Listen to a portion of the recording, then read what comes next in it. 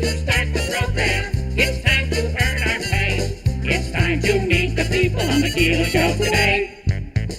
It's time to read the news and weather. Time to figure out what to say. It's time to turn the channel of the Keeler Show today. Why do we always listen? Keeler's always in the know. It makes me want to call him and tell him where to go.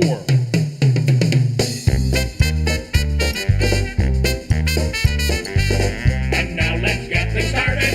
Andrew, let's get things started. It's time to get things started. On the most sensational, inspirational, celebrational, Keelerational. This is what we call the Keeler Show.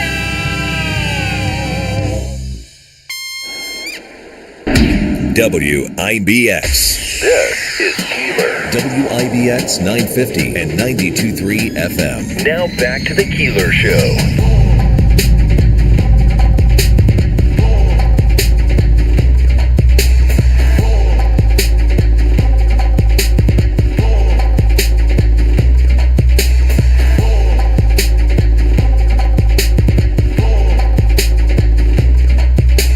Sounds really good. Love it. Good morning. It is Tuesday, and have you looked at this forecast? I mean, it looks pretty nice. Okay, I was hoping it hadn't changed. I get worried. I mean, it looks pretty darn good, I would say. We have a lot to get into, and coming up, we'll speak with Tanya Powers. Luigi Mangione is back in court today. This guy, he's getting all of these marriage proposals, and it's unbelievable. Yeah. I mean, he's too good looking to be in jail. So says some women. We'll speak with Tanya on that. Jonathan Savage, Fox News Radio. Today, France places a ban on unsolicited telemarketing calls. We got to watch very carefully how they get away with it and how successful they are, because I don't know about you, but I might get 20 a day. Yeah, and sometimes I get them like 3-4 times in a row. Yeah, it's bad. Right, if you don't answer, they think if you call back again, you're going to think it's your long-lost aunt trying to reach you or something. Yeah, they have the same technique as my mother. If they call and don't answer, immediately call right back. Correct. Call back, they'll pick up. Richard this morning. Who designed the Bills Stadium? A first grader? Thousands of obstructed view seating, including some high-priced seats and many scoreboards in end zones. What a disaster. It made headlines on the major networks, and it made headlines in the New York Post. Davey, what are you seeing about this? For the first time, fans got to go. I heard great reviews, but I also heard some obstructed sightline issues, which you would think a brand new stadium wouldn't have, right? You're up, Davey. Yeah, but I'm not hearing anything. Okay. I'm asking you about... yeah, I hear you now about the Bills Stadium. Yeah. I'm hearing negative and positive things about it. I'm hearing the same. The scoreboard, and it was raining on Saturday, and they don't like the new uniforms.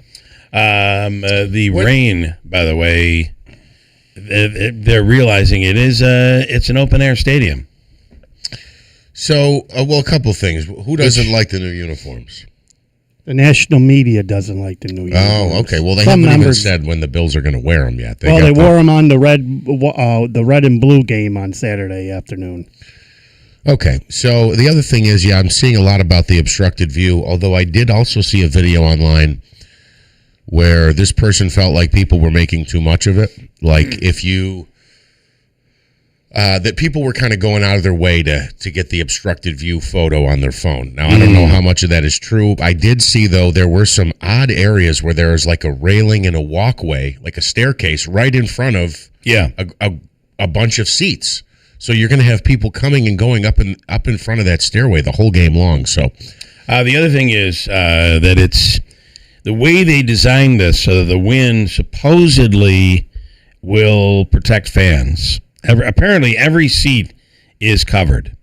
If it's raining straight down, right? But not if it's blowing. That's the problem.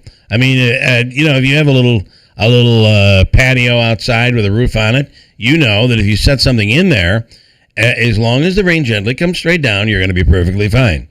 But if it blows in like often, and by the way, we're talking about Buffalo. Yeah. You can expect the rain to come in, and then snow as well. So it will be interesting to see when the first snowstorm hits, because we're talking about rain right now, but let's talk about snow. Yeah. Same thing with snow. Yes, you can get that storm usually in the springtime, where it's a wet, heavy snow and it comes straight down. But for the most part, your winter storms involve a lot of drifting and blowing and everything else. Supposedly, the stadium is set to be able to offset the wind. There's all sorts of air holes and all. It'll be interesting to see. Because at the end of the day, I think they're going to be in digging out seats. Although everything is heated so that supposedly it can melt, unless we all know if the snow's coming down too hard, it's not going to melt. That's true. And I put this in the category of technology that they've found, or they think they found, we'll see, a way to offset the wind, I guess, to prevent it from swirling inside the stadium. Supposedly, yeah. So I guess I do put that in the technology department. We'll have to wait and see. The other thing is, again, I've got a long view and overview of Highmark Stadium. Some of these claims that people were boxed out on the sight lines and they couldn't see things, I don't know. Looking at the stadium overview, I don't know how that's possible. So I wonder if there was some camera trickery going on, but there are some complaints. Well, the New York Post has quite a story and says it's a whole botched stadium, blaming the governor, et cetera, et cetera. So that's it becomes the political. Hook. Yeah. That's the hook. Yeah. Kathy Hochul designed the stadium. She designed it, and she did a horrible job. For that reason, it's bad. Welcome to our politics. God. All right. The president saying that he's signing an executive order about, this is just awful. This guy and RFK Jr., and they're saying this is not going to change anything. However, our recommendation is to split up the vaccines, and the measles vaccine needs to be split up, not take it all together like it is right now, because some have said that it may be dangerous taking it all together. Some have said it might be very dangerous. Is there any science behind it, Mr. President? No, but some are saying to me that it might be, so we're going to split it up. What in the hell? This is the problem when you have a president who acts like a dictator and won't listen to anyone, even his military advisors who said, don't do this in Iran. But here we are nonetheless, and let's keep defending him because we're blind and we're part of a cult. That's truly how I feel with this. This vaccine thing, to assume that the White House making a recommendation isn't going to cause confusion, right, is ridiculous. The reason everyone's on the same page is to avoid stuff like this. But now no one's on the same page. Or at the very least, everyone's on one page, and RFK Jr. and the White House are on another page. There's a story also in the New York Post today, that just rips on Utica. It's either today or yesterday's. Rips on Utica. Have you seen it yet? No. I'm interested now. The story is that Utica has become one of the most affordable cities in all of New York State, but no one wants to live there. Now, remember, I think we're talking about Utica City proper, the city of Utica. Yeah. Utica, New York, I'm just going to read from the story, wants you badly. The Mohawk Valley City has quietly become one of the most affordable places to buy a home anywhere in the state. Median values ranging from roughly $87,000 to $157,000, depending on the neighborhood, according to multiple market trackers. Rents start as low as $900 a month. Overall cost of living runs about 28 to 30% lower than New York State average. For a New Yorker priced out of literally everything, that sounds like a fantasy. So why does the population in Utica keep shrinking? The math, according to the Post, is almost cartoonishly lopsided. The average home in Utica, 4 hours north of the city, now runs $213,412, according to Zillow, up 9% in the last year, which is still a fraction of the $370,000 national average. And it goes on. The thing that bothers me about this New York Post story, they're quoting experts They're quoting real estate experts. Yeah. They're quoting financial experts, all of whom are speaking on the agreement of anonymity, the condition of anonymity. No one will say their name. So they're quoting a real estate agent here. I'd like to know which one. They're quoting a financial expert here, a politician. I'd like to know which one. Yeah. We'll never know because the Post has written this story without attributing a single quote. So what they're not telling you is all of the things that are going on that are pointing in a good direction.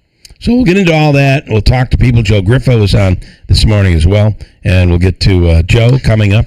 Can I just quickly? It's curious because don't we have a housing shortage here? So that's the other problem. We don't have enough houses for more people to move here. Now, Utica versus the rest of the area. We'll ask that question. We mentioned Luigi Mangione back in court today. Tanya G. Powers on the line right now from Fox News Radio. Tanya, good morning. What do we know? Hey, good morning. Yeah, he's back in court today. This is the state case against him. Remember, he is accused in federal court, obviously, as well as state court. This one is probably going to be a lot about press access at his state trial. His state trial is set to get underway on September 8th, which is, I can't believe we're almost, a little bit less than a month out from that. But that is what it's expected to focus on today. His attorneys are questioning, they say that limiting media access to this could violate his right to a public trial. They want to know why it's not going to be live streamed. The federal one obviously is, no cameras in the courtroom. State is a different matter, which is one of the reasons that they're pushing this.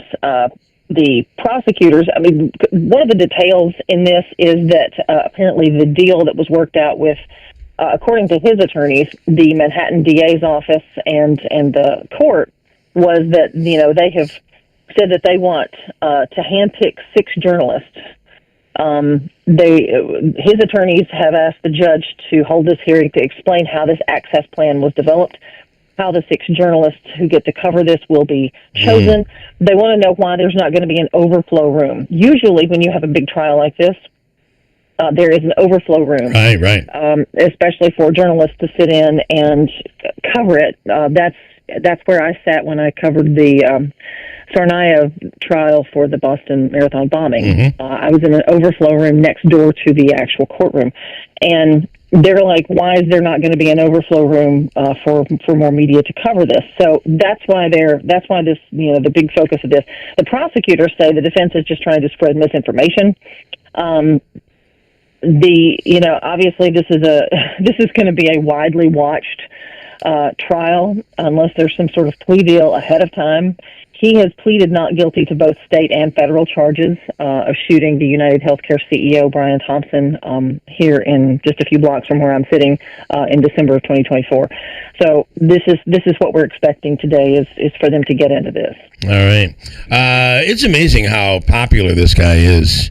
Despite what he did, there are these people who support him, and women who like send in marriage proposals despite what he did. Like he's a hero for some people. Scary. Yeah, that right there is the subject of documentaries. Why? Throughout history that we've seen that kind of stuff. This is going to be just a complete circus whenever this trial is held. Quite honestly, I plan to be down there. I will not be in the courtroom. I will not be one of the 6 journalists unless there's an overflow room, and I managed to elbow my way in there somehow.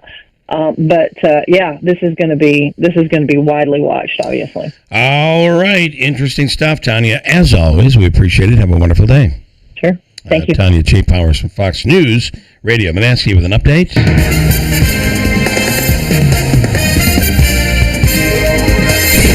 Good morning, Bill. We have cloudy skies and 66 degrees at 6:36. President Trump's newly signed executive order focusing on childhood vaccine schedules, and it is catching some flack.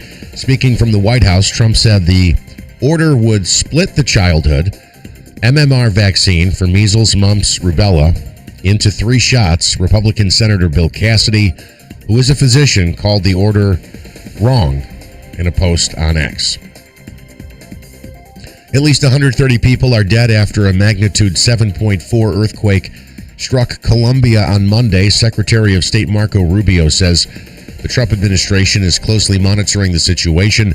Rescue efforts are underway to find survivors who may be trapped under the rubble of the collapsed buildings.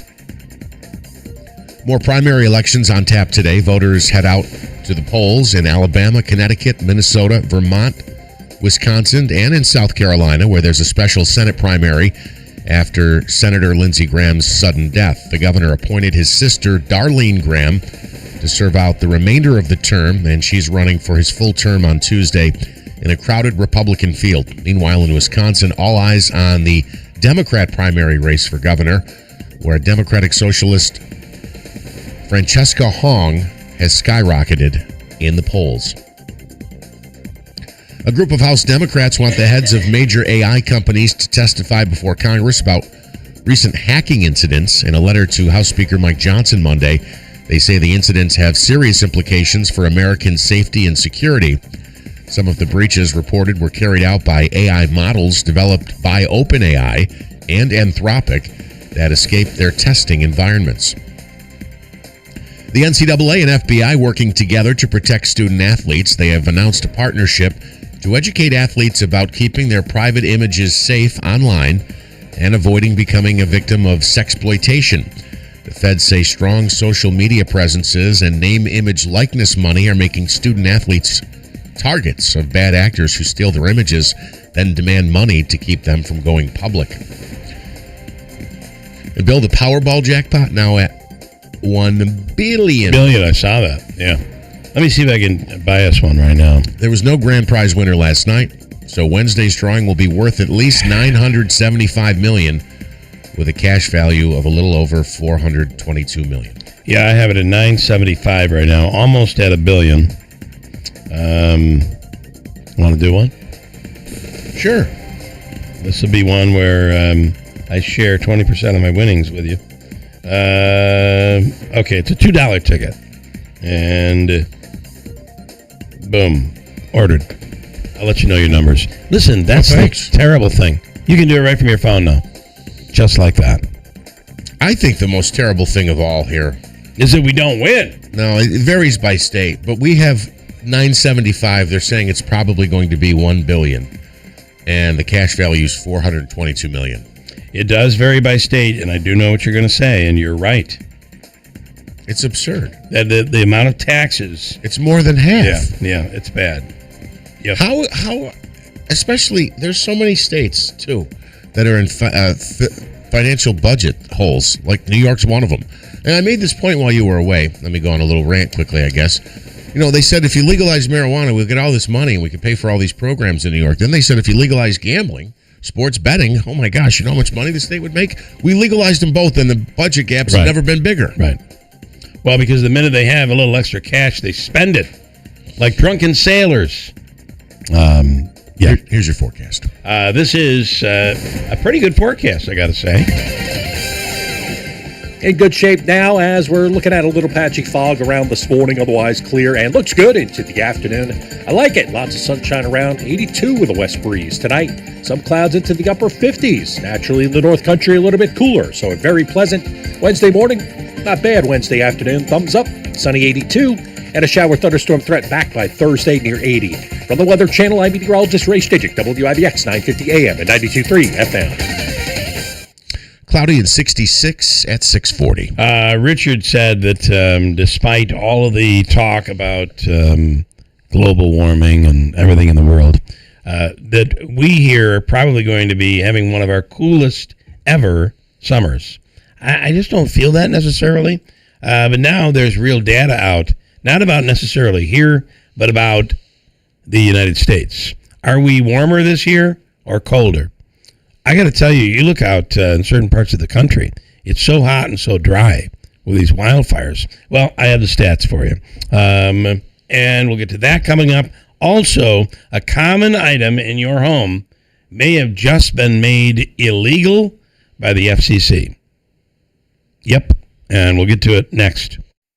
The summer sale is on at Mattress Express. Get a king for the price of a queen for the price of a full, and a full for the price of a twin. Ask how to get upgraded to an adjustable base for free. Go to mattressexpressny.com. Hi, this is Rob Hilton. If you have substantial assets, a delay in planning can cost you. It takes time to reduce taxes and protect assets.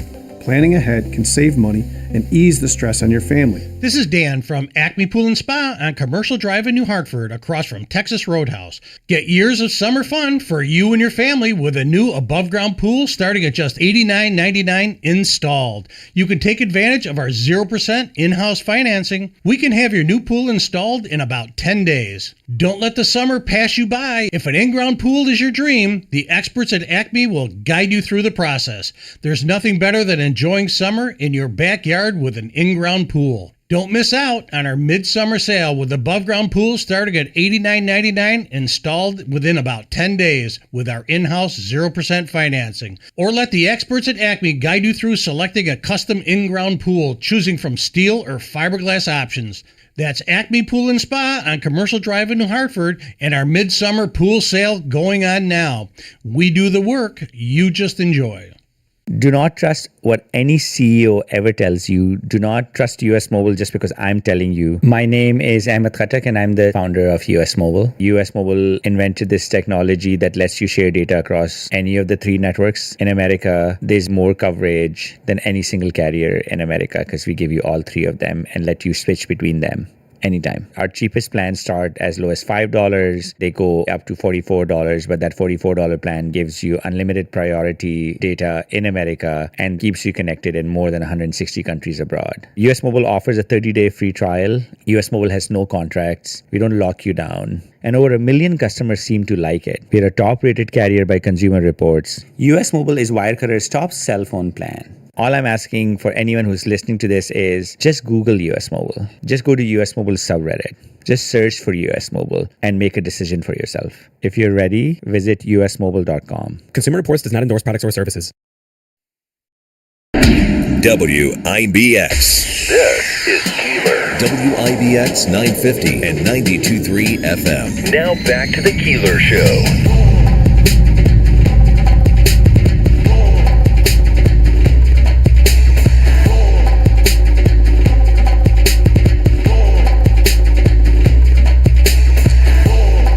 So I got to say that yesterday was my wife's birthday, which means the month of August is my wife's birthday. It goes on for a while. So Sunday night, we were in Canandaigua at CMAC for the show Spin Doctors, Blues Traveler, and Gin Blossoms. Mm-hmm. And I got to say, with the money that you spend on these tickets, I thought the sound was really bad. Really? Yeah. I mean, where were you? We were front row. SPAC? No, CMAC. CMAC. Shh. You got a light right there. You can't talk if you're not on mic. Okay? CMAC, which is in Canandaigua. It's nice. And big crowd, probably sold out. Or probably not sold out, but the stands were all sold out. I've been to a couple country concerts there. That is nice. Yeah. I probably would never go to a country concert there, but I probably would never go to a country concert. Maybe I would.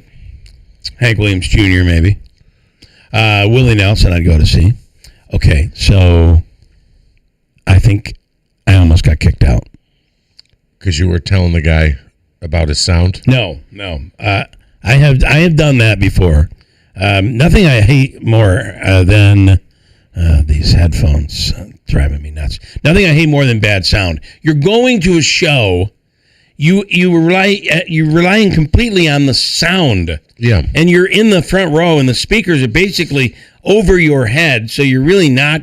You're getting more ambient sound from the stage, their monitors, than you are what you're supposed to be hearing. I just did not. I thought the sound for a big show like that, and it's a pretty big show. Yeah. I will tell you that drugs and rock and roll is alive and well, and I will tell you that I think I almost got us kicked out. And I not only can tell you this, but I can show you proof. Okay. All right, so we'll do that in a second. Right now, Jonathan Savage. Today, France. We're going to watch this carefully to see how successful they are, as France is in the process today of banning unsolicited telemarketing calls. And if they're successful, we should all follow suit. Well, here's my first question for Jonathan, though. He's on the line right now. Jonathan, good morning. We can ban unsolicited telemarketing calls, but I think the ones you and I were complaining about, those are actually unsolicited scam calls. Oh, there's a lot of that too. Yeah. Like hackers and such, not legitimate telemarketing companies. Mine are legitimate telemarketing companies. Either way, I think we got to watch this carefully to see how successful France is on this. Jonathan, good morning. Yeah, good morning. They're changing things from an opt-out basis, which I think is what you have in the United States, where you register your number on a sort of do-not-call service. But now it's reversed. You can't call someone to sell them something unless they have already agreed to be called. In France, 97% of people said they were annoyed by daily telemarketing calls. 3/4 of the people receive at least one unsolicited sale call every single week. So this has been described as a historic change in France, with consumer groups saying it should finally end the harassment that customers are experiencing. One of the things that we find here is you have very little recourse. So you sign up for this thing, I'm on the do not call list, and you still get the phone calls. So you say to the telemarketer, I'm on the do not call list. You're not supposed to be calling me. And they continue to try to pitch you and call you. I've found that they are so far ahead of the government that we can't find anything that really works here. Yeah, it needs to be backed up with something legally, doesn't it? Yeah. So in France, they are bringing in substantial penalties. So an individual who makes an illegal call can be fined up to $86,500. For companies, the maximum fine is $430,000. And where vulnerable people are targeted, the penalties get even tougher. In the most serious cases, you're looking at up to 5 years in prison and a fine of over $500,000. Wow. So I think we'll be watching this very carefully. And it does make up, I don't know about anybody else, but it probably makes up 80% of the phone calls that I get. I mean, that's a problem.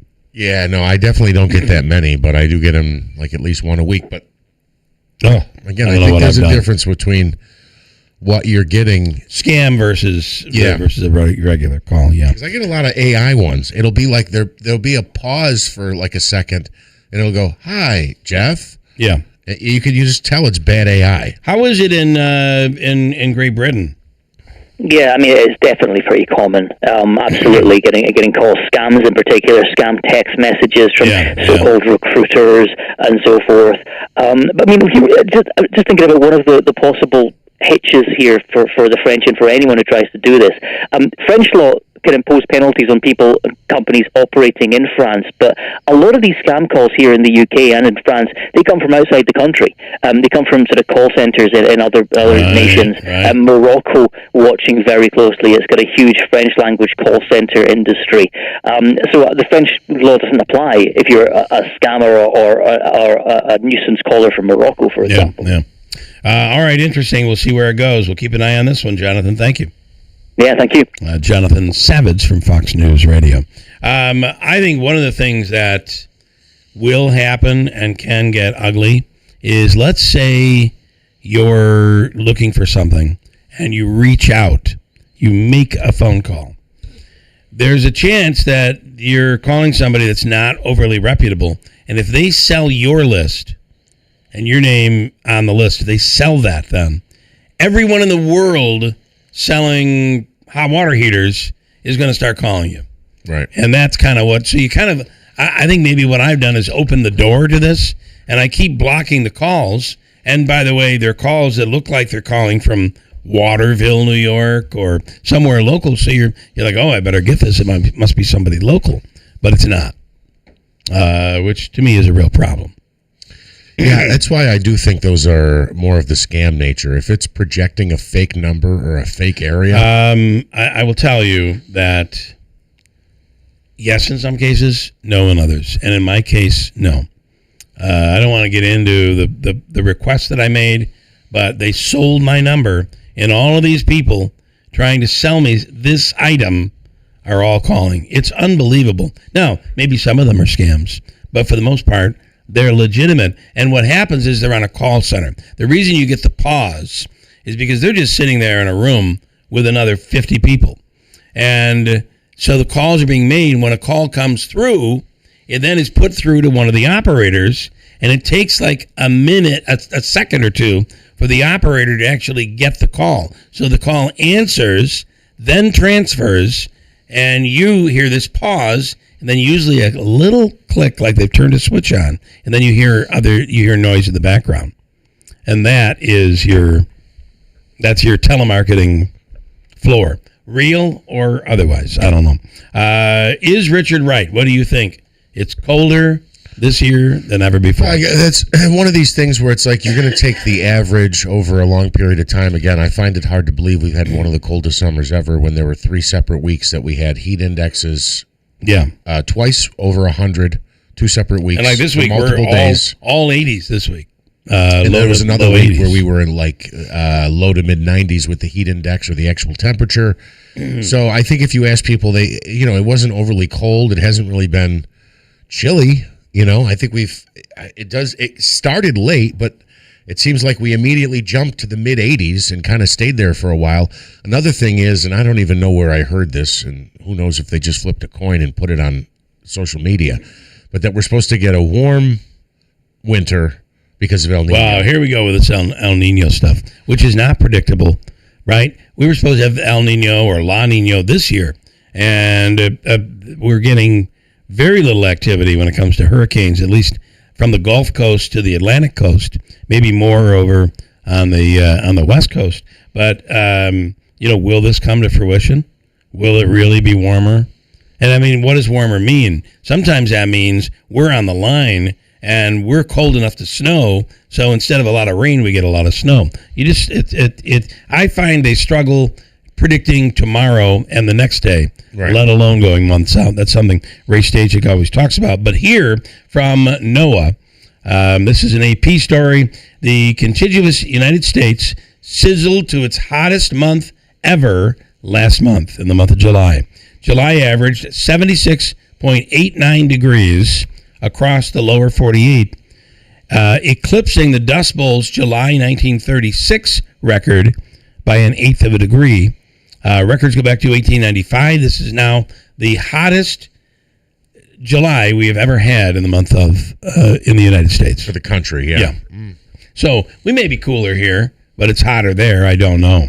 This is... But I do remember, and I remember joking about this summer. I kept, even into June, I was joking with parents who would be under blankets watching baseball games. Yeah, it was a cold June. I kept saying it'll warm up by May as my little joke. It was a cold April. It was a crappy spring. April and May, and even part of June were very chilly. The meteorologist here is from Yale Climate Connections. It's not good when you're breaking records from the Dust Bowl, which we are this year. And yes, it was crazy sort of situation where you put tens of millions of people in motion. You had this great migration because of the drought and the heat, and it hit the center of the United States. That's what the Dust Bowl was. But here, extremely high temperatures across the U.S. this summer, along with intense drought and fire conditions. Some areas are really struggling when it comes to wildfires. Yeah, I can't remember the total, especially in Spokane, Washington, but there's a lot of people looking for a new home now. I know that I had a couple of comments from Mike this morning on what we were talking about. I'm trying to remember the last time I've heard a good story about a healthcare company, a handsome young man shooting the head of a company whose industry is hated. Unfortunately, it makes sense that you have these groups of people that consider him a hero. Yeah. Scary, right? Yeah, I think for some, I know that some people do in spirit agree with him and feel like, well, this guy's turned down coverage or overseen a company that's turned down coverage, which could have been life-saving care for millions of people. But I do think the fact that he is considered attractive by women, I think that something. Also leverages them or gets them to see his side of it more. I'm going to get into that's the kind of country we are. To me, being kicked out of the show almost last night or Sunday night coming up. But the head of the FCC has now made He's saying that you can no longer buy robots that are made by foreign companies. But you already might have one in your home. Do you have a Roomba? Is that the vacuum? A Roomba is the automatic vacuum that goes through your house. Those are made by a foreign company, and you would not be allowed to buy one going forward. You're not allowed going forward. What's the idea? They have microphones or cameras in there? I don't know. They're saying it could be dangerous to the security of the United States. I don't know what that means. All at once, all the Roombas start attacking people. I don't know. We have a neighbor who had a Roomba and a dog named Boomba. And the dog got into food that the dog shouldn't have eaten. They weren't home. The Roomba ran. So did Boomba, the dog. Ran and ran and ran. Ran. Yeah. Defecation. Oh, no. The Roomba did not see the defecation. Oh, it smeared it everywhere. And spread it everywhere on their carpet. Got to blame the Chinese. They're the ones that made it. All right, so on the so we're watching this show, which I did think was really good, but there are things like if you're familiar with Blues Traveler, that's the one with the harmonica, and the guy does these crazy things with the harmonica. And I'm watching, and he has like a little synthesizer built into one of the microphones. He carries two mics connected. One he might use just to sing, and he might use with a harmonica. Another, he might put the harmonica on that one, and he's doing all sorts of crazy things, and so is the harmonica. It's still an amazingly talented thing that he does with the harmonica. But here's the thing. John Popper is the guy's name. He's lost a ton of weight. He used to be enormous. He's lost a lot of weight. Back about 8 months ago, he got married. So we're in the front row. And after about 3 or 4 songs, he would go off stage and the band would play. And you could see my wife is like, look at, he goes right over there. And it looks like that's his girlfriend. I'm like, I don't know. He just got married. And this girl, who I'll show you a picture of, she looks to me to be about, 23, 22. And at one point, they were kissing. So I have my phone. In my phone is built, a video camera. So I, of course, and yours too, by the way. So I begin taping. And then this happens, and you might hear a little bit of audio. Let's see if I can play some audio, because there's music going on in the background. Now watch what happens. As he's sitting down, she goes back over and tells him something. Now, they begin to look at me. I think this is the clip. Look at it. Now he's looking at me. Staring right at me. The other guy looks at me. They're talking. Now I moved the camera away because my wife is like, they're onto you. They know you're taping. Well, it's not illegal to tape.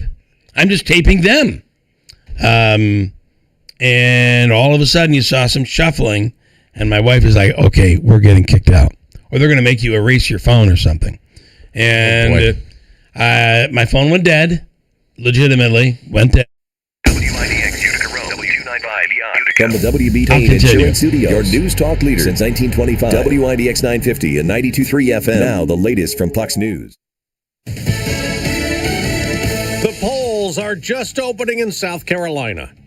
I'm Dave Anthony, Fox News. For a special Republican primary to replace late Senator Lindsey Graham as the GOP nominee in November. His sister Darlene, appointed to the Senate to finish his term, is running with President Trump's support. Let's go for it, Darlene. I know exactly where you come from. I know you, and I know Lindsey, and this is what he would have wanted. That's at a tele-rally for Senator Darlene Graham yesterday. There are 9 other Republicans on the ballot. There are also primaries today in Connecticut and Vermont and Minnesota and Wisconsin, where voters will show just how far to the left that they're willing to go. Frontrunner Francesca Hong, she seeks to be the first self-identified Democratic socialist governor in U.S. history. She's a state representative, a former chef, who in recent weeks has backtracked on past controversial statements like calling for the cancellation of Thanksgiving and Valentine's Day, abolishing the Senate and defunding the police. Fox's Alexandria Hoff in Madison, Wisconsin, and Alabama. There are special primaries today in 4 redrawn congressional districts.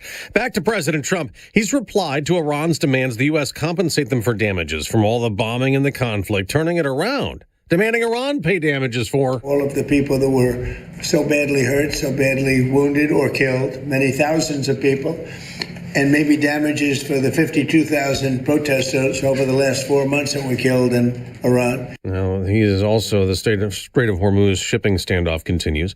No, he's no longer in Syria to face execution, but the country's former leader's been condemned after fleeing to Russia along with his brother when ousted in a 2024 uprising. Bashar al-Assad and his younger brother Maher have received death sentences in absentia for crimes against humanity. The charges relate to Syria's 14-year civil war in which about 500,000 people died. The same case saw the former president's cousin also sentenced to death. That's Fox's Jonathan Savage. America's listening to Fox News. Larry Elder here. When it comes to supplements, 2 things matter most. It works and you can trust it. Rather than tell you about Relief Factor, we'll let our customers do it. We hear from people every day whose lives have changed, and we'd like you to hear their stories. Mark was in tears from his daily hand joint discomfort. But after a week on Relief Factor, he felt 50% better, and now he barely notices any pain. Loves our customer service. He's so happy, he's spreading the word. And Mark is just one of many. I'm one of them. I take Relief Factor every single morning for back issues. I don't take Relief Factor, my back issues come back. They make it easy to find out if you'll be the next person telling us Relief Factor gave you your life back. 3 weeks for just $17.76. Go to ReliefFactor.com. That's ReliefFactor.com. Or call 800-4RELIEF, 800-4RELIEF. You'll connect with our friendly local team, and they will do everything they can to help. We hope you'll soon be sharing your story with us as well. ReliefFactor.com, 800-4RELIEF. President Trump could be taken to court yet again over yet another executive order. This one being criticized by some doctors and medical experts. Describing a gold standard for science, President Trump signed an executive order reducing the number of vaccines recommended by federal agencies for infants and young children. In many cases, we were requiring 72 jabs for our beautiful, healthy, lovely, delicate little children. Among the new recommendations, splitting up the measles, mumps, and rubella vaccine over separate visits and prioritizing 11 vaccines instead of the current 18. At the White House, Jared Halpern, Fox News. Ex-presidential COVID advisor Dr. Anthony Fauci under more scrutiny after thousands of his texts are released. And Fox's Chad Perkin reports one in particular making headlines. In January 2021, Fauci wrote to top health officials, quote, "Many people have significant cytokine storm and fever after the second dose of the COVID vaccine. That is inflammation." Fauci also appears to say it could be associated with miscarriage in the first trimester. But publicly, Dr. Fauci touted the vaccine as safe for pregnant women. Last week, a Republican-led Senate committee held Fauci in contempt of Congress for refusing to testify and answer COVID questions. On Wall Street, stock futures are mixed, down a bit for the Dow, up slightly for the NASDAQ as oil prices rise back up almost 2%. You didn't wake up suddenly rich. Neither did I. Nobody won the big Powerball prize last night. The jackpot for Wednesday night now grows to at least $975 million, where a winner could choose a lump sum cash option of about $422.4 million. That's Fox's Ted Linder. That is the 8th biggest Powerball jackpot of all time. In baseball, the Rays won again, beating the A's 10-6. It's Tampa Bay's 7th straight win, adding to their best record in the American League. I'm Dave Anthony, and this is Fox News.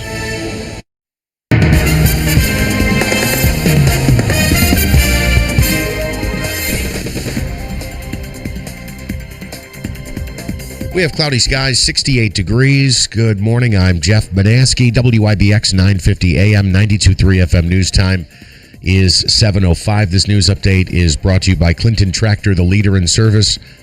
Visit clintontractor.net. The Oneida County Sheriff's Office updating the deadly crash that occurred on Sunday in the town of Ansville. They've identified the driver as 17-year-old Russell True of Newport. They say True was driving on State Route 69 in Ansville when his pickup went off the road and struck a culvert and several trees. He was found dead inside the vehicle when deputies responded. The investigation into the accident is continuing. Luciano Fradolin has been found guilty in the murder of his daughter. A jury handed down the verdict to Fradolin yesterday in the death of 9-year-old Melina Fradolin after a weeks-long trial. On July 19th of last year, Fradolin reported his daughter was missing, which resulted in an Amber Alert. Her body was found, though, the next day in a pond in Ticonderoga. The Oswego County Sheriff's Office releasing more information about a weekend drowning. Deputies responded late Sunday afternoon to a water rescue at Sandy Island Beach State Park. The preliminary investigation found that 3 people went swimming and they were taken into deeper water by the current. One of the swimmers made it ashore. Another was rescued by those nearby, including on-duty lifeguards. A third victim, though, who has been identified as 22-year-old U Safe of Utica, drowned. His body was recovered about 2 hours later. And Whitesboro police have a new chief, Dave Olney, officially taking the reins on Monday. Olney served as the police chief most recently in Boonville after spending a few decades with the New York State Police. WIBX 950 AM, 92.3 FM news time, 7:08. Here is your Weather Center forecast. In good shape now as we're looking at a little patchy fog around this morning, otherwise clear and looks good into the afternoon. I like it. Lots of sunshine around, 82 with a west breeze tonight. Some clouds into the upper 50s. Naturally in the north country a little bit cooler, so very pleasant. Wednesday morning, not bad. Wednesday afternoon, thumbs up, sunny 82. And a shower thunderstorm threat back by Thursday near 80. From the Weather Channel, I'm meteorologist Ray Stidgick, WIBX 950 AM and 92.3 FM. Cloudy and 69 at 7:08. From the IBEW Local 43 Sports Desk, Mets win. Yankees back in action tonight. The Mets took down the Braves 8-5 in Atlanta. Brett Beatty had a grand slam in the first inning. The Mets have won 6 out of 7. They continue their 3-game series tonight. The Yankees continue a lengthy homestand, welcoming the Mariners to the Bronx for a 3-game series that begins tonight. The Red Sox, who have been red hot, now stumbling a bit. They lost their 3rd straight last night, falling to the Blue Jays 2-1 in Toronto. Sonny Gray took the loss. The Giants' starting quarterback appears to be learning in his 2nd training camp. Jackson Dart drew a reaction from Giants defense during Monday's practice after he slid on a 3rd down run. Head coach John Harbaugh said he applauded after watching Dart make the decision to slide near the sideline, something he was unlikely to do last season. Dart was examined for a concussion on 5 different occasions last season.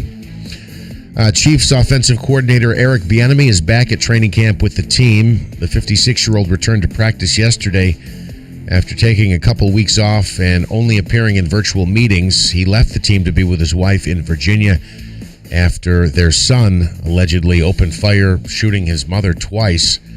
Kansas City opens the preseason this Saturday against the LA Rams. And the Arizona Cardinals will honor newly enshrined Pro Football Hall of Famer Larry Fitzgerald, the team announcing that the star wide receiver will be inducted into their Ring of Honor and have his number 11 retired during a Week 7 game against the Denver Broncos. All right, right now we have, cloudy, 69. It is 7:09, a Tuesday morning. First News Keeler in the morning on WIBX. We wouldn't be celebrating America 250 if it wasn't for a strong foundation set by the framers. Hamilton built America's financial foundation on sound money, later embodied by the gold standard. But we abandoned that discipline in 1971 and have seen inflation erode the dollar's value. What's the foundation of your saving? Is it gold or something that can be devalued? Hi, it's Dr. Ron Paul, and I encourage you to speak with my friends at Birch Gold Group about diversifying an existing IRA or 401k into a tax-sheltered IRA in gold. Learn more by requesting a free info kit on gold IRAs. Just text the word SHELTER to the number 989898. Let Birch Gold help you build your foundation with gold. Text the word SHELTER to the number 989898. Text SHELTER to 989898. Message and data rates may apply.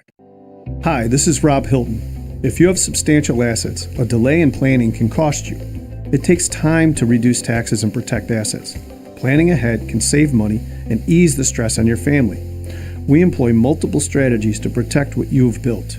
Call us for a free analysis of your tax and asset protection issues, because the smartest plan is made early. Hilton, you know the name, they know the law. Hilton Estate and Elder Law. This is Dan from Acme Pool and Spa on Commercial Drive in New Hartford, across from Texas Roadhouse. Get years of summer fun for you and your family with a new above-ground pool starting at just $89.99 installed. You can take advantage of our 0% in-house financing. We can have your new pool installed in about 10 days. Don't let the summer pass you by. If an in-ground pool is your dream, the experts at Acme will guide you through the process. There's nothing better than enjoying summer in your backyard with an in-ground pool. Don't miss out on our midsummer sale with above-ground pools starting at $89.99 installed within about 10 days with our in-house 0% financing. Or let the experts at Acme guide you through selecting a custom in-ground pool, choosing from steel or fiberglass options. That's Acme Pool and Spa on Commercial Drive in New Hartford, and our midsummer pool sale going on now. We do the work, you just enjoy. Little Falls Lumber has everything you need for home improvement season. They're fully stocked with secondary grade metal in all colors. Available in 12-foot lengths and affordable solutions for sheds, garages, and roof repairs. Tired of digging through warped boards at the big box stores? At Little Falls Lumber, you'll find only premium grade lumber, hand-selected for quality. They also carry roofing, siding, windows, doors, and much more. Visit Little Falls Lumber in Little Falls in Syracuse. Call 315-823-2470 or go to littlefallslumber.com. Apply for an auto loan from AmeriQ and enjoy the ride with no payments for 90 days. Limited time offer. Get started at AmeriQ.org.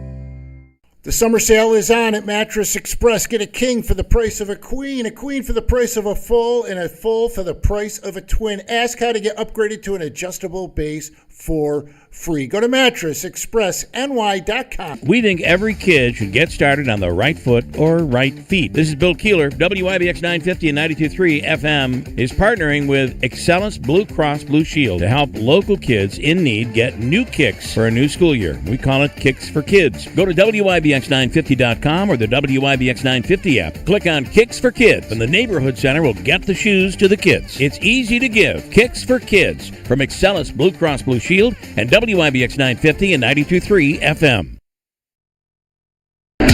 WIBX. This is Keeler. WIBX 950 and 92.3 FM. Now back to the Keeler Show. All right, it is 7:13. First News Keeler in the morning on WIBX. We're joined by Dr. Kent Hall on the phone. And, of course, we're going to talk about the first question has to do with what President Trump signed yesterday. Good morning, Dr. Hall. Good morning. How are you doing this morning? Very good. Delivering gold standard vaccine recommendations for America. Let's see, DGSV. That doesn't spell anything. I thought maybe it was an acronym for something. What is your understanding of this gold standard vaccine recommendations for Americans order, which was signed yesterday, and the three, and I guess it affects MMR, the three vaccine shots that we often get when we're very young? Yeah, it actually affects a lot more than that. But yes, one of the things that it talks about is separating those. So instead of getting a single injection, you actually have to get 3 injections separately and spaced out. So what do I think about it? I'm not sure I can put this on the air. I think that this is against science and against decades of experience with these vaccines not only being safe but being highly effective. I think the fact that measles is making a recurrence because people aren't getting vaccinated is a perfect example of that, or evidence of it. So I don't understand how decades of science can be reversed. It can be justified to be reversed with the stroke of a pen with no scientific basis behind it. That's what I would say. So let me ask you this. This is an executive order, and this is essentially a recommendation. Can people, your understanding, people can still have their child receive these vaccinations in one shot? Is that still correct? So my understanding is yes, that the formulation still exists and they can be given in one shot.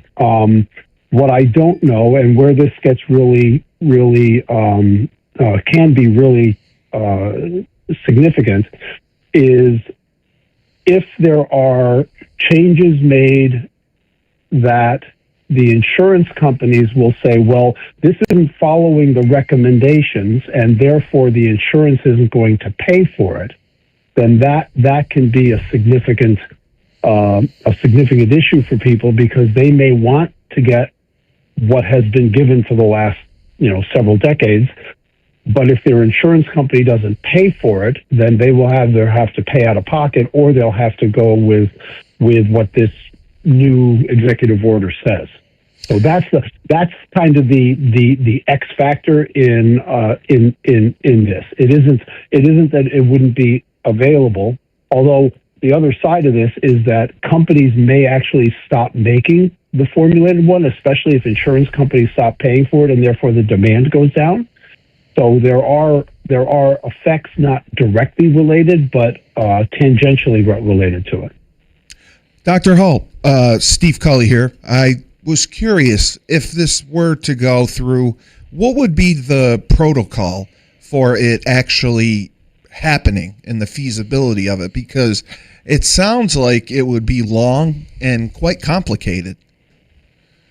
Yeah, well, my understanding is that these recommendations. So this is an executive order from the president, but the recommendations come through the CDC and the FDA. So I'm not sure. I'll be honest with you. I don't know all of the ins and outs of how this works from an executive administrative standpoint. But I would think that this could start the CDC and the FDA reviewing it and therefore codifying it within their recommendations and within their regulations, and that's when it's really going to start to have significant effect. I don't know what this executive order does immediately. I don't know what force it has immediately for it. I know you disagree with it. What is the thought process here? Do you understand what their thought process is? I know you don't agree with it, but the idea is to just give the body more time to recover? I don't understand. Well, I'll be honest with you. I'm not 100% sure either, because they talk about the kids needing all of these shots. Well, kids do need all these shots because that's how you get the vaccines in. They're not in one way. They're saying, well, we're going to decrease the number of required vaccines from 17 or 18. I think the number is 17 to 11.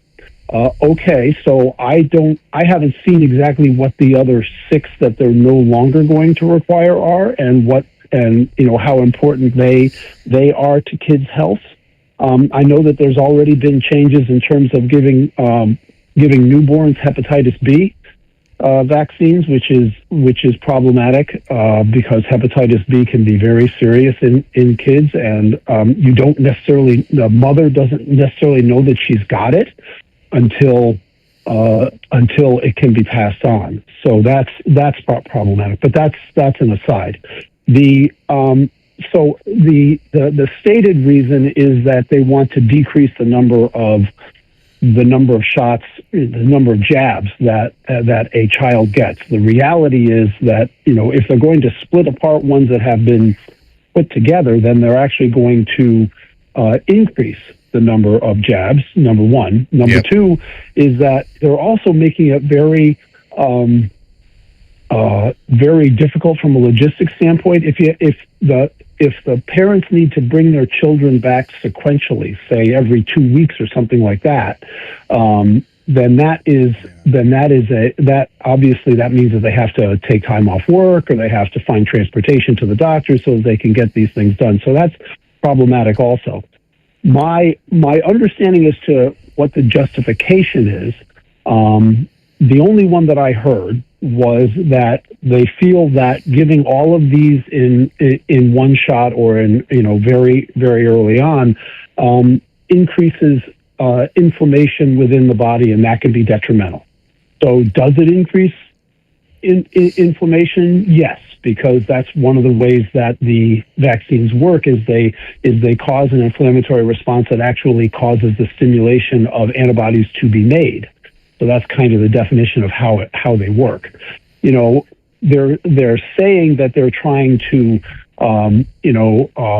keep kids from getting these overwhelming inflammatory responses, which would be a good thing if there was evidence that overwhelming inflammatory responses actually occurred, which there is no evidence for that. So they're saying that it's to protect kids because of inflammatory responses, but no significant inflammatory responses have been noted across the population. Are there individuals who have had significant inflammatory responses? Yes, there have been. And usually when that happens, then the physician, in conjunction with and discussion with the parents, modifies the schedule so that those don't occur. But that's based on an individual's response. If you look at it from a population standpoint, these are very, very safe.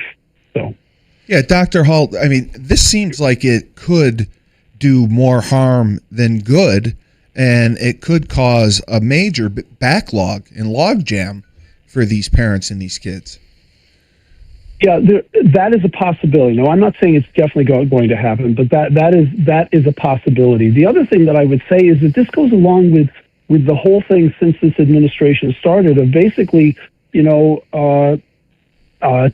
making people unsure about vaccines in general and about, maybe, if the president says this and if the Secretary of Health and Human Services says this, then, maybe my kids shouldn't get vaccinated. And then we get things like, more measles cases than we've had in the last, 25 years, because people have vaccine hesitancy because they're unsure, as opposed to having a unified statement that's based on science, which is that these vaccines have been set and the schedules were developed with very thoughtful, very scientific methodology behind them, and that they have been working for the last, 2 decades, 4 decades, in some of the cases, 6 decades.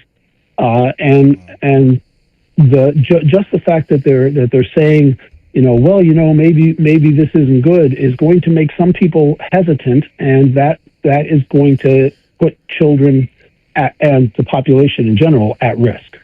Yeah, so if it ain't broke, don't fix it. Like, they didn't need to mess with this, basically. Yeah, I struggle to understand why they did this, but at this point, it's only a recommendation. We'll see. The other thing is it's very possible. We often see this not with medical items, but pet projects that different administrations have, where you'll see somebody sign an executive order. I don't know. It opens the border, it closes the border, it does this, it does that. So I think it's very possible that certainly if a Democrat wins in 2028, but it's even possible that whoever is president in 2028 might have a different director of Health and Human Services and might unwind or change this ridiculously named executive order. I have to pull it up again. It's the Delivering Gold Standard Childhood Vaccine Recommendations for Americans. It's interesting. Yeah, my concern is, number one, the direct effect. But honestly, I'm much more concerned about the indirect effect of people saying, well, now I don't know whether they're safe or not, and I don't know that I can trust my doctor, and so and it's fomenting the uncertainty around proven science and proven medicine that can be really detrimental. And honestly, if in 2028 somebody else comes in and completely reverses it, what is that going to say? It's basically going to say, well, now it isn't about science. It's whoever's in charge. So I can't believe anybody. So yeah, that's my concern. So. Yeah, that's certainly one of the harms to this back and forth. So, all right, Dr. Kent Hall joining us, talking a little bit this morning about the executive order signed by President Trump as it relates to vaccines, specifically the MMR. Dr. Hall, to your knowledge, are there other countries that do it like this? Is there any study that says, I don't know, this one country does it this way and their rates, it's safe and effective I'm not saying it's not safe to split them up, but as you say, it becomes more burdensome and less likely that in some cases some children will receive all 3 shots. Yeah, I'll be honest with you, Jeff. I don't know how other countries are necessarily doing them. I will tell you that in general, everybody tends to follow, or all the countries tend to follow, tend to consolidate around certain recommendations, if for no other reason than these vaccines are made, worldwide, and they go out worldwide, and so to have different formulations for different countries can be problematic. It wouldn't surprise me if there are some countries that do it differently. That is probably more around the logistics of that particular country than it is around science saying that, this is a better way. There actually is, in Denmark, this model that they're looking at is more similar to Denmark. That's what they're modeling this after. But I think go ahead. No, I was going to say, Denmark has been brought up a lot with this administration in terms of the way that it's done, and they're making things the way that it's done in Denmark. Denmark, has an excellent healthcare system. They have an excellent social services system, and it is dangerous to pick one way of doing things for one country when you don't do everything around health and social services the same way, because what you allow for loopholes and for things to fall through the cracks. Our social service system is very different. The way we deliver it is very different than what Denmark is. They have huge preventive medicine, which the United States honestly doesn't have. We more take care of people who get sick as opposed to try to keep people from getting sick. So. The other part of this is you have in the United States this anti-vaccine movement that has to be considered when something like this is done, because you're sending a message of you're almost like sending the message that yes, the government agrees with you. It agrees with you that the vaccines are bad, or that vaccines cause all sorts of childhood diseases. And to think, we've already seen this in measles, to think that you're not going to have a reduction in people getting vaccinated, which would ultimately throw a monkey wrench in the entire system, to think that that won't happen because of this is foolish and naive. No, I would absolutely agree with that. That is one of my 2 or 3 biggest concerns with this, is that it's going to increase the number of people who are saying, well, I don't trust them, and now I don't even know what to trust. Now it's affirmed. It's affirmed. Mind. There's affirmation here. I was right. Dr. Facebook was right after all. That's the scary part of all of this. So, okay, Doc, interesting. The hits just keep on coming. Yeah, they do. Okay. All right. Okay. All right, everybody, thanks so much. Be safe. All right, Dr. Ken Hall. Quick break coming up. Hobica's free money question of the day. Davey, this morning, it is worth a whopping $200. $200. We'll get to that coming up. Hold tight. WIBX. Do not trust what any CEO ever tells you. Do not trust US Mobile just because I'm telling you. My name is Ahmed Khattak and I'm the founder of US Mobile. US Mobile invented this technology that lets you share data across any of the 3 networks in America. There's more coverage than any single carrier in America because we give you all 3 of them and let you switch between them anytime. Our cheapest plans start as low as $5. They go up to $44, but that $44 plan gives you unlimited priority data in America and keeps you connected in more than 160 countries abroad. US Mobile offers a 30-day free trial. US Mobile has no contracts. We don't lock you down. And over 1 million customers seem to like it. We're a top-rated carrier by Consumer Reports. US Mobile is Wirecutter's top cell phone plan. All I'm asking for anyone who's listening to this is just Google US Mobile. Just go to US Mobile subreddit. Just search for US Mobile and make a decision for yourself. If you're ready, visit usmobile.com. Consumer Reports does not endorse products or services. Smile for the first day of school. From front porch photos to holiday guests, your entry door is the backdrop of your home. Make it draft-proof and beautiful during the Picture Perfect door sale at New York Sash with $1,000 off. Don't let an old drafty door drive up your utility bills when the upstate chill arrives. Upgrade your home security, energy efficiency, and curb appeal with custom entry doors built to last by New York Sash. For a limited time, get a massive $1,000 off your new entry door. Plus, make it easy on your budget with 0% financing for 3 full years. That's 0 interest for 36 months. Lower your heating bills, transform your entrance, and frame your home in style with 0 interest and 0 stress. Don't wait for the first freeze. This deal closes soon. Call New York Sash today or visit newyorksash.com.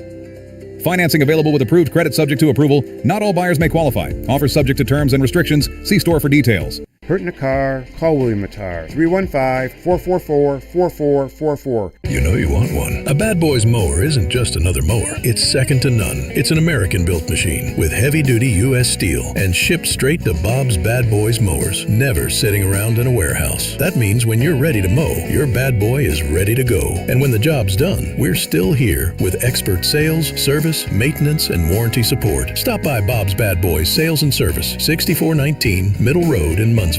Call 315-264-2781 or visit bobsbadboys.com. At River Hills Properties, they call it white glove treatment, service that's not normally provided to customers looking to buy or sell a home here in upstate New York. This is Bill Keeler. My wife and I had River Hills sell our home, and it sold in under a week, but it was more than that. It was all of the things they did to relieve the stress, to serve as a team member for us, and basically get the job done and make it easier for a buyer to come in and understand. That's where the book comes in. It's like a manual for the home. They create all of that.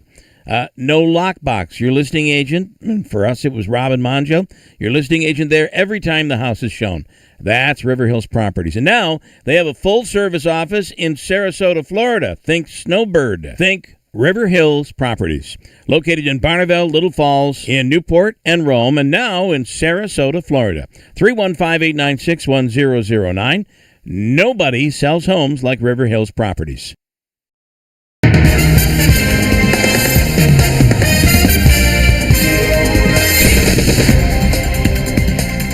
We have cloudy skies, 72 degrees at 7:34.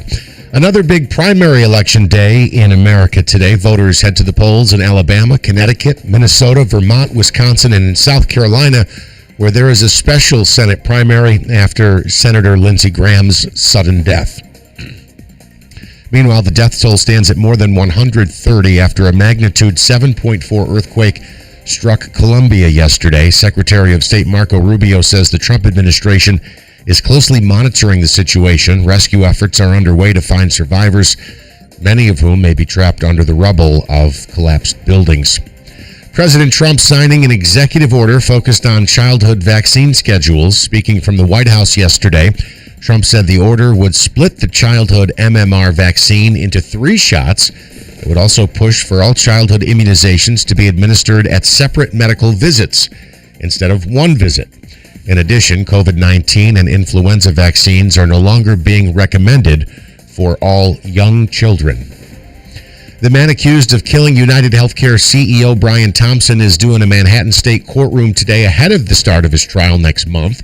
Lawyers for Luigi Mangione are trying to get permission for a live broadcast of the trial and want an overflow courtroom for more people to have access. Prosecutors are concerned Mangione's supporters will try to intimidate witnesses and jurors.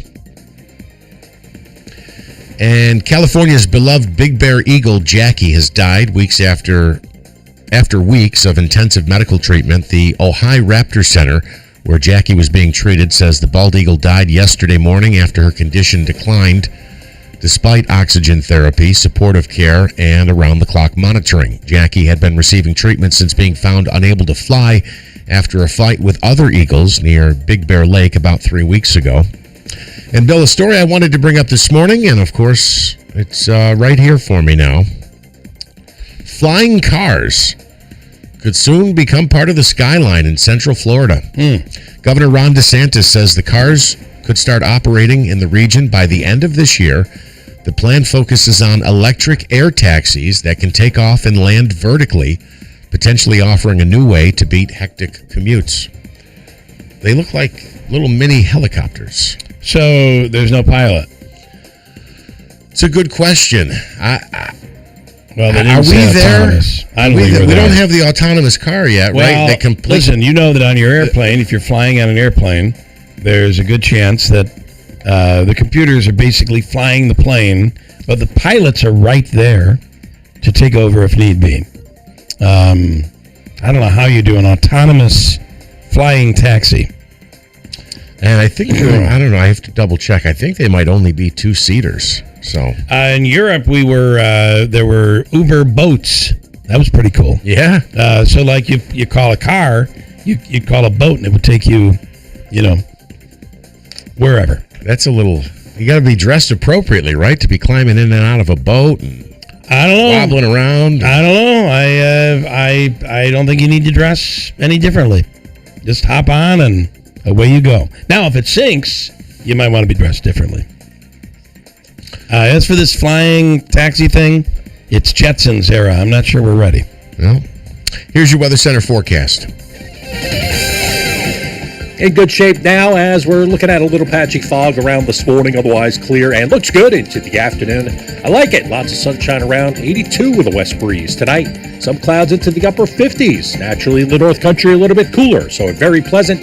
Wednesday morning, not bad. Wednesday afternoon, thumbs up, sunny 82, and a shower thunderstorm threat back by Thursday near 80. From the Weather Channel, I'm meteorologist Ray Stidgick, WIBX 950 AM and 92.3 FM. Cloudy skies, 73 degrees at 7:37. All right, John Leip is running for the 119th, the seat currently held by Assemblywoman Marianne Buttonshaw. He's in studio coming up, and let's do Hobica's free money question of the day. It's worth $200, Davey, and we're looking for caller number what? Caller 5, Bill. Fifth caller right now. $200 on the line, 315-736-0186. A couple comments here. Let's see here. Conservative John says, when I originally heard of the Luigi Mangione case, I thought he was a murderous POS. We then recently had a battle with my fiance's insurance company, and it was a nightmare. Needless to say, I now see Luigi in a different light. I'm not advocating for what he did. I just dislike him a little bit less. Yeah, I'm not comfortable with that. That's not how we handle things, right? We go out and start shooting the CEOs. You're preaching to the choir here. Right. Big Honey says he wanted to know where we're going to get. He said, "Are you going to have Dr. Hall on again today, or are you going to have?" Listen, this is the abortion Stever. thing. Yeah, right. All I hear is you guys whining about Trump all morning, but no one mentions how Massachusetts. Because, you have to understand. That's because there's no negative talk, no matter how bad it gets for Big Honey when it comes to Trump. He can't be objective. He's a part of the cult. So, but he's asking about the abortion thing. He says not one mention of how Massachusetts made abortion legal up into full-term pregnancy. Well, number one, that doesn't affect us. And number two, that's a pretty big battle. And actually, when it comes to polling in the United States, since all of this has happened with abortion, you'd be surprised to find out that the majority of Americans are leaning in the area of pro-choice.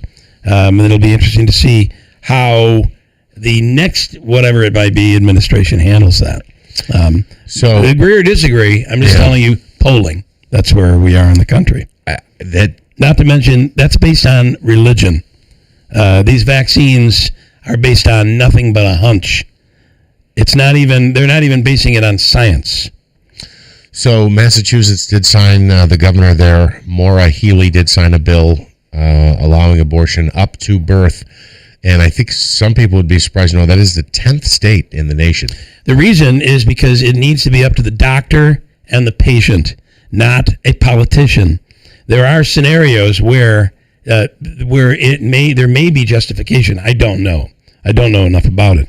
But I can tell you this: do I want the government handling a woman's health, or do you want the woman and her doctor handling it? I think that's pretty simple. Yeah.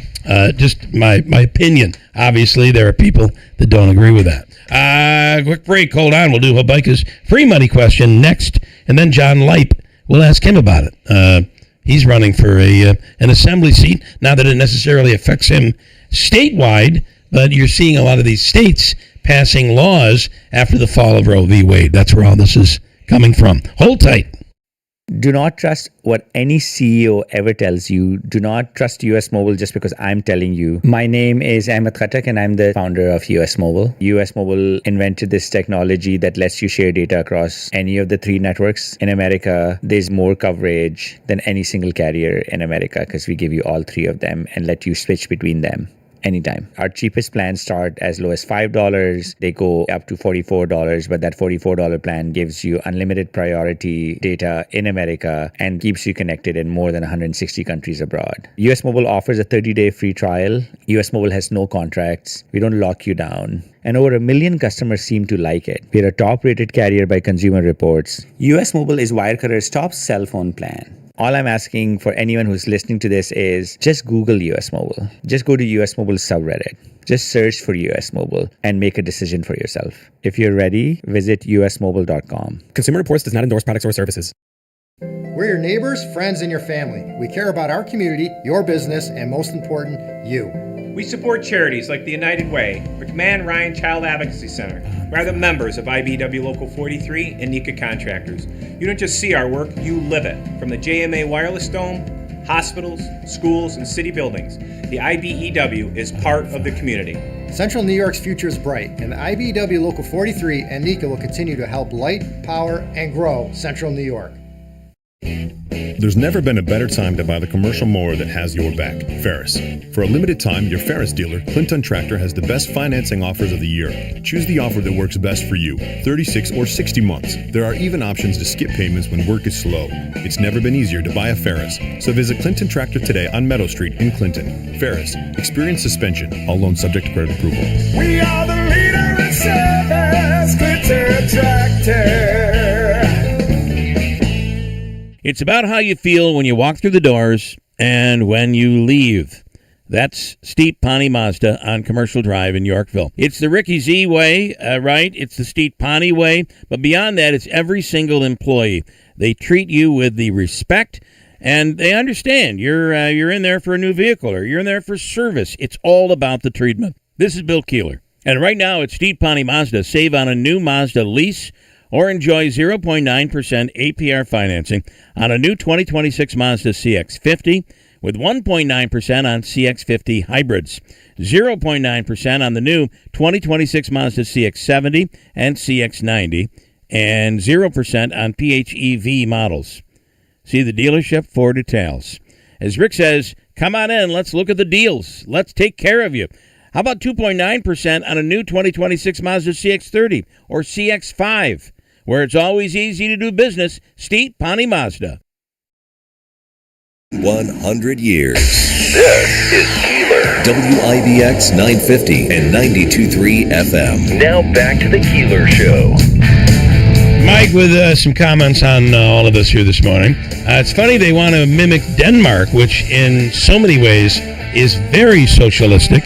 And the way people drive in Florida and road rage, I wonder if the flying cars are equipped with Hellfire missiles. You might need them. And then all the reasons by this push for less vaccines is because they continue to try to push the story that vaccines cause autism. And that's really a lot of RFK Jr.'s push. Roger is in Clayville. Good morning, Roger. Good morning. Good morning. How you doing, Roger?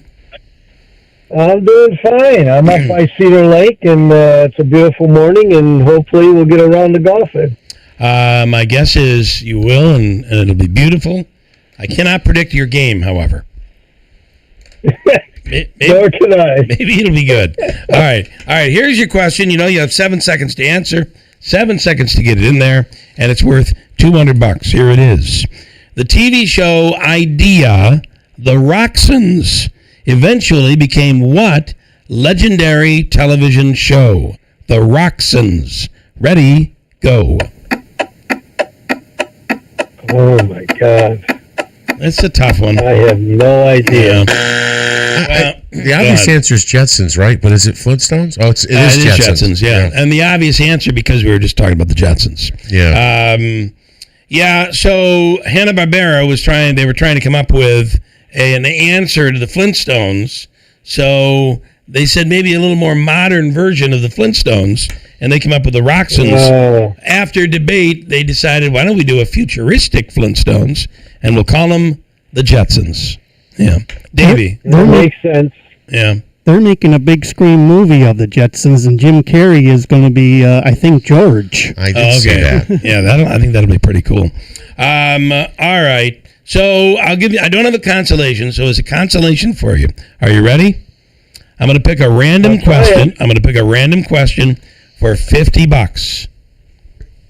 All right, random question for $50. And here is your question.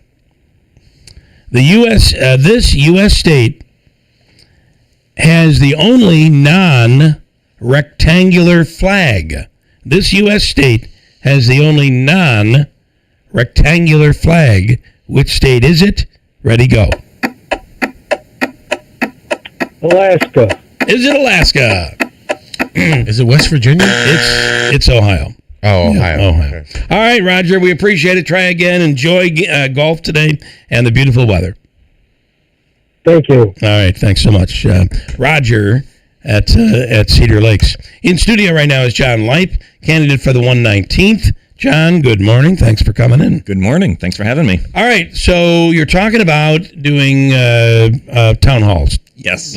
Explain your theory and what you want to accomplish here. Yeah. So, years ago I used to work for Anthony Brindisi, back when he was in the Assembly, when he was in Congress, and he would have public town halls every year. When he was in the Assembly, it would usually be during budget time to answer people's questions about that. And I want to bring that back. I feel that it's important to, have your elected officials there and have them be available. Anybody can come into my town halls. I'm going to do it just the way Anthony did it. Anyone can come in, grab a seat, raise their hand, ask me any questions they want. And you actually have scheduled some of these, right? Yes. So we've got coming up on August 18th, will be the first one in Rome. So that'll be at the Copper City Community Connection. That starts at 6:30. In Utica, we're doing one on Thursday, August 20th. That's at the other side in South Utica, 2011 Genesee Street. That also starts at 6:30. And then in Deerfield, we're going to do one on Wednesday, August 26th, 6:30 at the Deerfield Fire Department at the Banquet Hall. All right. Some of the questions you might get. Normally, for a state representative, you wouldn't have to worry about abortion questions.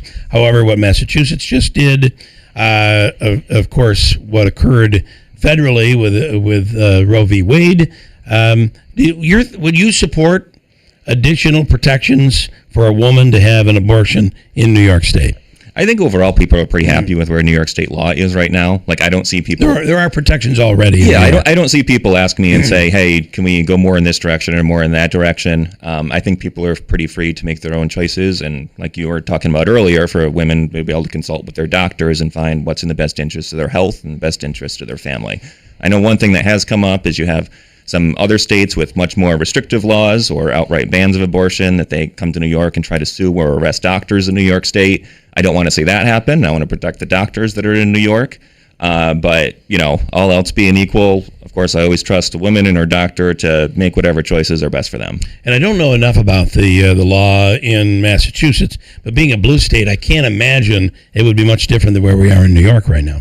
Yeah, I mean, when I heard, you guys talking about the Massachusetts law earlier, I just want to encourage everyone to take a deep breath and use a little common sense, because there's not really any expectant mother out there who would think, at 40 weeks, never mind, I've changed my mind. Right. It's usually, like you were talking about earlier, there's a crisis. The worst day of a woman's life. Mm-hmm. They've got the crib picked out, they got the baby room all set up, and then all of a sudden they get some absolutely devastating news, and then they have to make the hardest decision in their life. Which could be lethal for not only the baby, but possibly the mother as well. Yes. So, which is why I had said it should be between the patient and the doctor. Yeah. I will trust. I mean, I'm a dad. We've gone through 2 pregnancies to varying degrees of difficulty. And I think a lot of parents, especially when they're, they can remember what it was like when their wife was pregnant or when they were pregnant, and they can remember what it was like to go to the hospital, have these visits with the doctor, get updates every 10 weeks. And some of those visits, you hold your breath and was like, oh God, what are they going to find on the ultrasound? Because you just don't know until they look. And so I have a lot of sympathy for anybody, for any woman out there who's going through this pregnancy, and be able to have that kind of freedom so they can make whatever decisions in the best interest of their health. If elected, what kind of assembly person will you be for the area? You're a Democrat. Kathy Hochul in this area gets a great deal of criticism. There's a lot to criticize. Talk about that then. Well, I think one thing that's been on my mind ever since last year was the prison strike that we went through. That we had a wildcat strike, and obviously it was a 5-alarm fire as a situation of that things in the prisons aren't going well. We have a lot of friends around here, a lot of people around here work as COs, work in the prison. I was talking to some folks the other day, one guy who worked at Marcy as a psychologist, and things are no real better across the street there. And the governor's reaction was, oh, let's fire these people. And not only that, let's put a black mark on their records so they can't be hired for law enforcement services in the future. And I think that's totally the wrong way to go about it, because when you got this kind of situation, I mean, at the end of the day, these people are government employees too. Like, the government as an employer has a responsibility to take care of them and make sure that their workplace is safe and secure, that they can get in and out without fearing for their lives, without worrying about, what the prisoners are going to do to them. And in my mind, she took totally the wrong track here, like trying to go after the prison guards when this should be a situation of, okay, let's take a look what's actually happening in the prisons and how we can fix this. Upstate versus downstate. Let's stay with the prisons. HALT Act, raise the age, all of these, bail reform, all of these things that happen were based on things that happened in New York City where someone slipped through the cracks or someone got a raw deal. That doesn't necessarily happen up here. Talk about the difference and how do you fix this? Because there are, I feel as if these laws have made it so that these prisons are more unsafe than ever before. Yeah, I mean, you hear, like you were saying, folks from New York City, when they propose these laws or try to pass them, they say Rikers, Rikers, Rikers, and take care of Rikers. New York City, take care of the things that are in your own backyard. Take care of Rikers. Do whatever you got to do to reform that place. It makes you, it makes the situation safer. But up here, like, we're the COs. We're the folks who are actually hiring people to work in the prisons and are trying to keep it safe. And I want to make sure that when it comes to what's going on in Albany, whatever ideas they're tossing around there, that I want to be that voice in the room for our area and say, whoa, guys, is this a statewide issue or is this just a New York City thing? Because if it's just a New York City thing, fix it down there and leave the rest of us out of it. Will you be able to be strong enough to say, I disagree? My bosses are if I'm fortunate enough to be elected, my bosses are going to be the 120,000 people here. Okay. I'm going to ask you. I want to ask you about finances in the state. I gave this as an example earlier this week. You would hear a lot of talk before marijuana was legalized about, if they legalized it, the state would make so much money on tax revenue. You heard that with sports betting. Both are legal in the state now, and our budget gaps are bigger than they've ever been. I was on the state comptroller's website this morning. I saw anywhere of a range of a projected budget gap through 2029 of $34 billion, as high as $34 billion, as low as $27 billion. Do you plan to bring a message of more fiscal stability in Albany, and how do you do that as a new member? Because everybody wants their, all the members ahead of you and downstate as well, they all want their pet projects funded. So how do you rein in spending in New York? Yeah, I mean, part of it is, being in the room, being in the majority, and being able to say, hey, on my seat here, this is what the people want. People want a responsible budget. I mean, you look at the federal government, and the federal government's adding trillions of dollars to the national debt every year, giant tax cuts elsewhere. Like, they're just spending out the wazoo there. And when it comes to the state budget, we actually do need to balance the thing. Like, you can get away a year or two and push things off, but eventually in the state budget, we can't print our own money. The check comes due. We got to be able to balance things here. And so from my point of view, it's any new proposal that comes down the pike of, okay, this cost is actually increasing faster than we expected it to, or somebody wants a new program, we're going to have to either pay for that or find cuts to be able to afford that. Because at the end of the day, we just we just can't keep spending and spending and spending, because like the comptroller said, we're expecting huge budget gaps in the outlying years, and those aren't always accurate. Those predictions sometimes are higher, sometimes lower, and things in the federal government change every 4 years, so we'll see how the federal government's and their relationship to New York State is going to change. But right now it's not great economic times, but we're not in the middle of the Great Recession right now. Like, if we get another giant recession like that, we're going to be even more up the creek here. And so we got to have responsible budgeting. I would like something that someone is asking. What makes you a Democrat? Well, I mean, I've always been a Democrat. My dad was a union president and wouldn't let me be a Democrat any other way. There's a handful of issues where I side more with the Democratic Party, like, we were just talking about abortion there, and, some issues of personal freedom that I think people should have. I do have a healthy skepticism of government. I've been working for our members of Congress over the years, and I've seen, people not get their Social Security checks in the mail. And that makes me think, oh, wow, if we can't get the mail delivery right 100% of the time, do I really want to trust the government with these other powers that they have to get right 100% of the time? So I've got a little bit of skepticism there about what the government actually can accomplish. But at the end of the day, there's, a handful of issues where I agree more with the Democratic Party. And I think at the end of the day, I see this as a huge blessing that I've been able to help people in this way and have a job helping people. And I think that's what the role should be, is the role of government should be to make people's lives a little bit easier. Doesn't have to do everything for people, doesn't have to take care of people from cradle to grave, but it's a matter of, are we making people's lives better with what we're doing? What about this real, around the country, this surge of Democrat socialists? Oh, yeah. I mean, you see this every few years. You see like more and more left-wing candidates over here, then more and more right-wing candidates over there. And my goal is to just be the port in the storm here, just the person in the middle here that you can take a look over here and see if they have any good ideas. You can take a look over there, see if they have any good ideas, and meet people in the middle. But my interest is to build a coalition of people who, are going to be standing for common sense. And like I said, actually want to advance the ball down the field and make life a little better for folks around here. So there's some members that I'm looking to, model myself after. Marianne Buttonshaw, first and foremost. Like, I want to pick up exactly where she's leaving off. Some feel that she's more moderate Republican than Democrat in some cases. Maybe in some cases, but I've always found Marianne to be a very easy person for me to, a Democrat. I've been able to vote for her every 2 years without any kind of reservations. Like, I think she's been fantastic in office. And I think, liberal versus conservative aside, like, I think Marianne's been a fantastic representative in a whole host of other ways, showing up to events, being responsive to people, her constituent services, like, just A+ all the way down the line.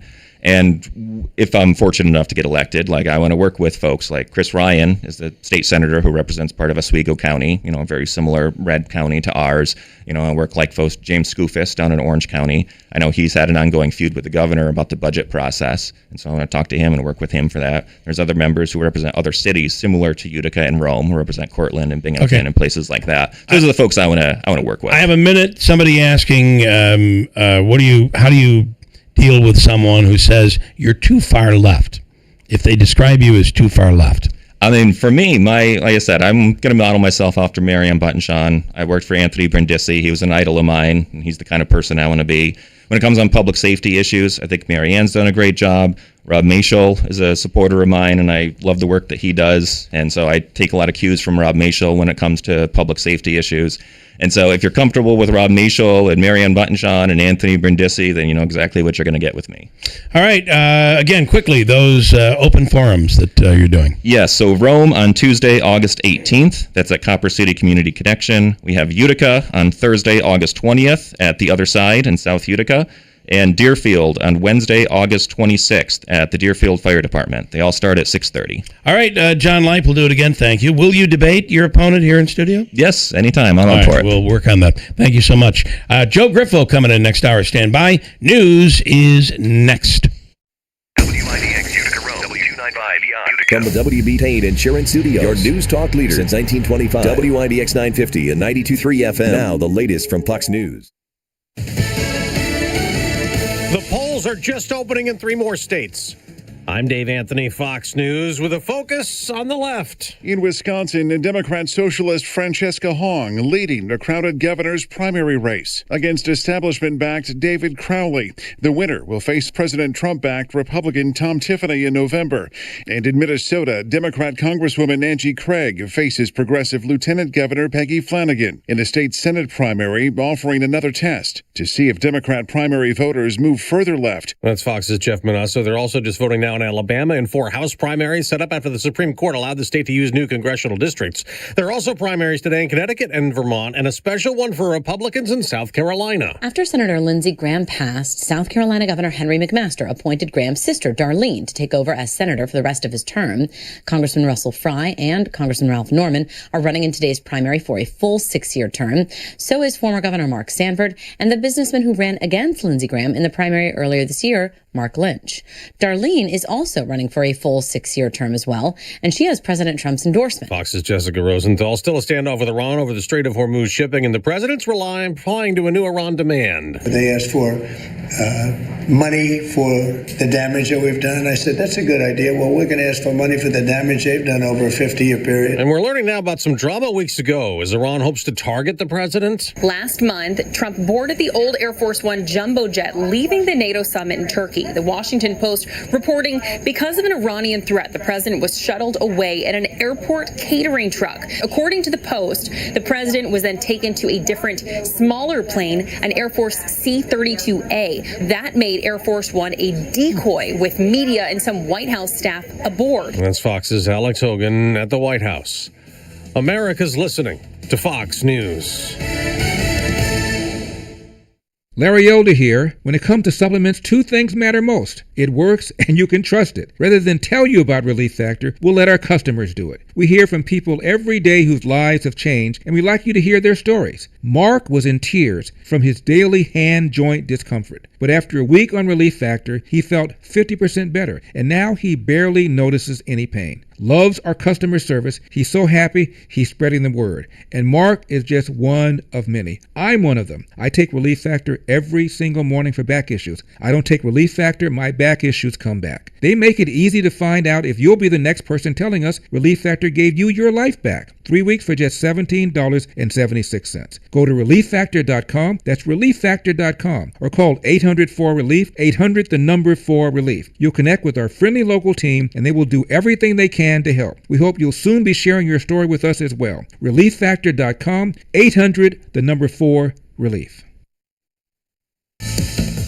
It's up to more than 130 people dead. An earthquake ravaged Colombia. Over 2,000 others are missing, feared trapped alive in rubble. Many of the deaths are in and around Pereira, a city in Colombia's coffee-growing region. Around 1,600 buildings have been damaged or completely collapsed. Many people are still trapped in the rubble. Soldiers, rescue personnel and families are searching for bodies and survivors. The Chocó region is one of Colombia's poorest and is often plagued by warring armed groups. Colombia's new President Abelardo de la Espriella only started work on Friday. He's declared a national disaster, creating special powers to react to the emergency. Jonathan Savage, Fox News. President Trump has a new executive order that some doctors and medical experts are critical of and could challenge in court. It reduces the number of recommended childhood vaccines from 18 to 11. The most serious and dangerous diseases, along with the MMR, which hopefully will be split up. You have the MMR. We want it in 3 separate vaccinations, given at separate times. Among the shots now considered vaccinations to be discussed with doctors are for flu and COVID. And speaking of COVID, former presidential advisor during the pandemic, Dr. Anthony Fauci, is under even more scrutiny after thousands of text messages have been made public. One in early 2021 sent to the CDC director wondered about inflammation caused by his second COVID vaccine dose and if it causes miscarriages. Yet the doctor continued to advocate publicly that pregnant women get the shots, calling them safe. This is very consistent with the rest of the story. Multiple times, Anthony Fauci tells his diary one thing, but the American public the other. And Republican Senator Roger Marshall tells Fox he wants a special counsel to investigate.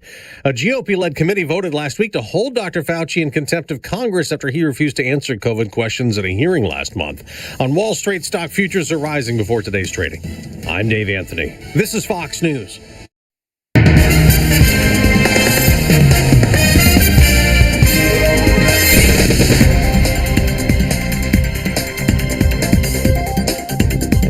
We have mostly cloudy skies and 74 degrees. Good morning. I'm Jeff Manaski. WIBX 950 AM 92.3 FM news time is 8:05. This news update is brought to you by Clinton Tractor, the leader in service. Visit clintontractor.net.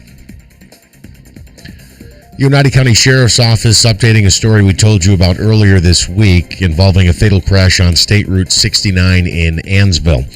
The driver of the vehicle and victim of the crash has been identified as 17-year-old Russell True of Newport. Deputies say that he was traveling west on Route 69 in Ansville when his pickup truck crossed over the center line, went off the road, struck a culvert and several trees. He was pronounced dead at the scene. The investigation into the accident is continuing. The Oswego County Sheriff's Office releasing more information on a weekend drowning. Deputies responded late Sunday afternoon to a water rescue at Sandy Island Beach State Park. The preliminary investigation found that 3 people went swimming.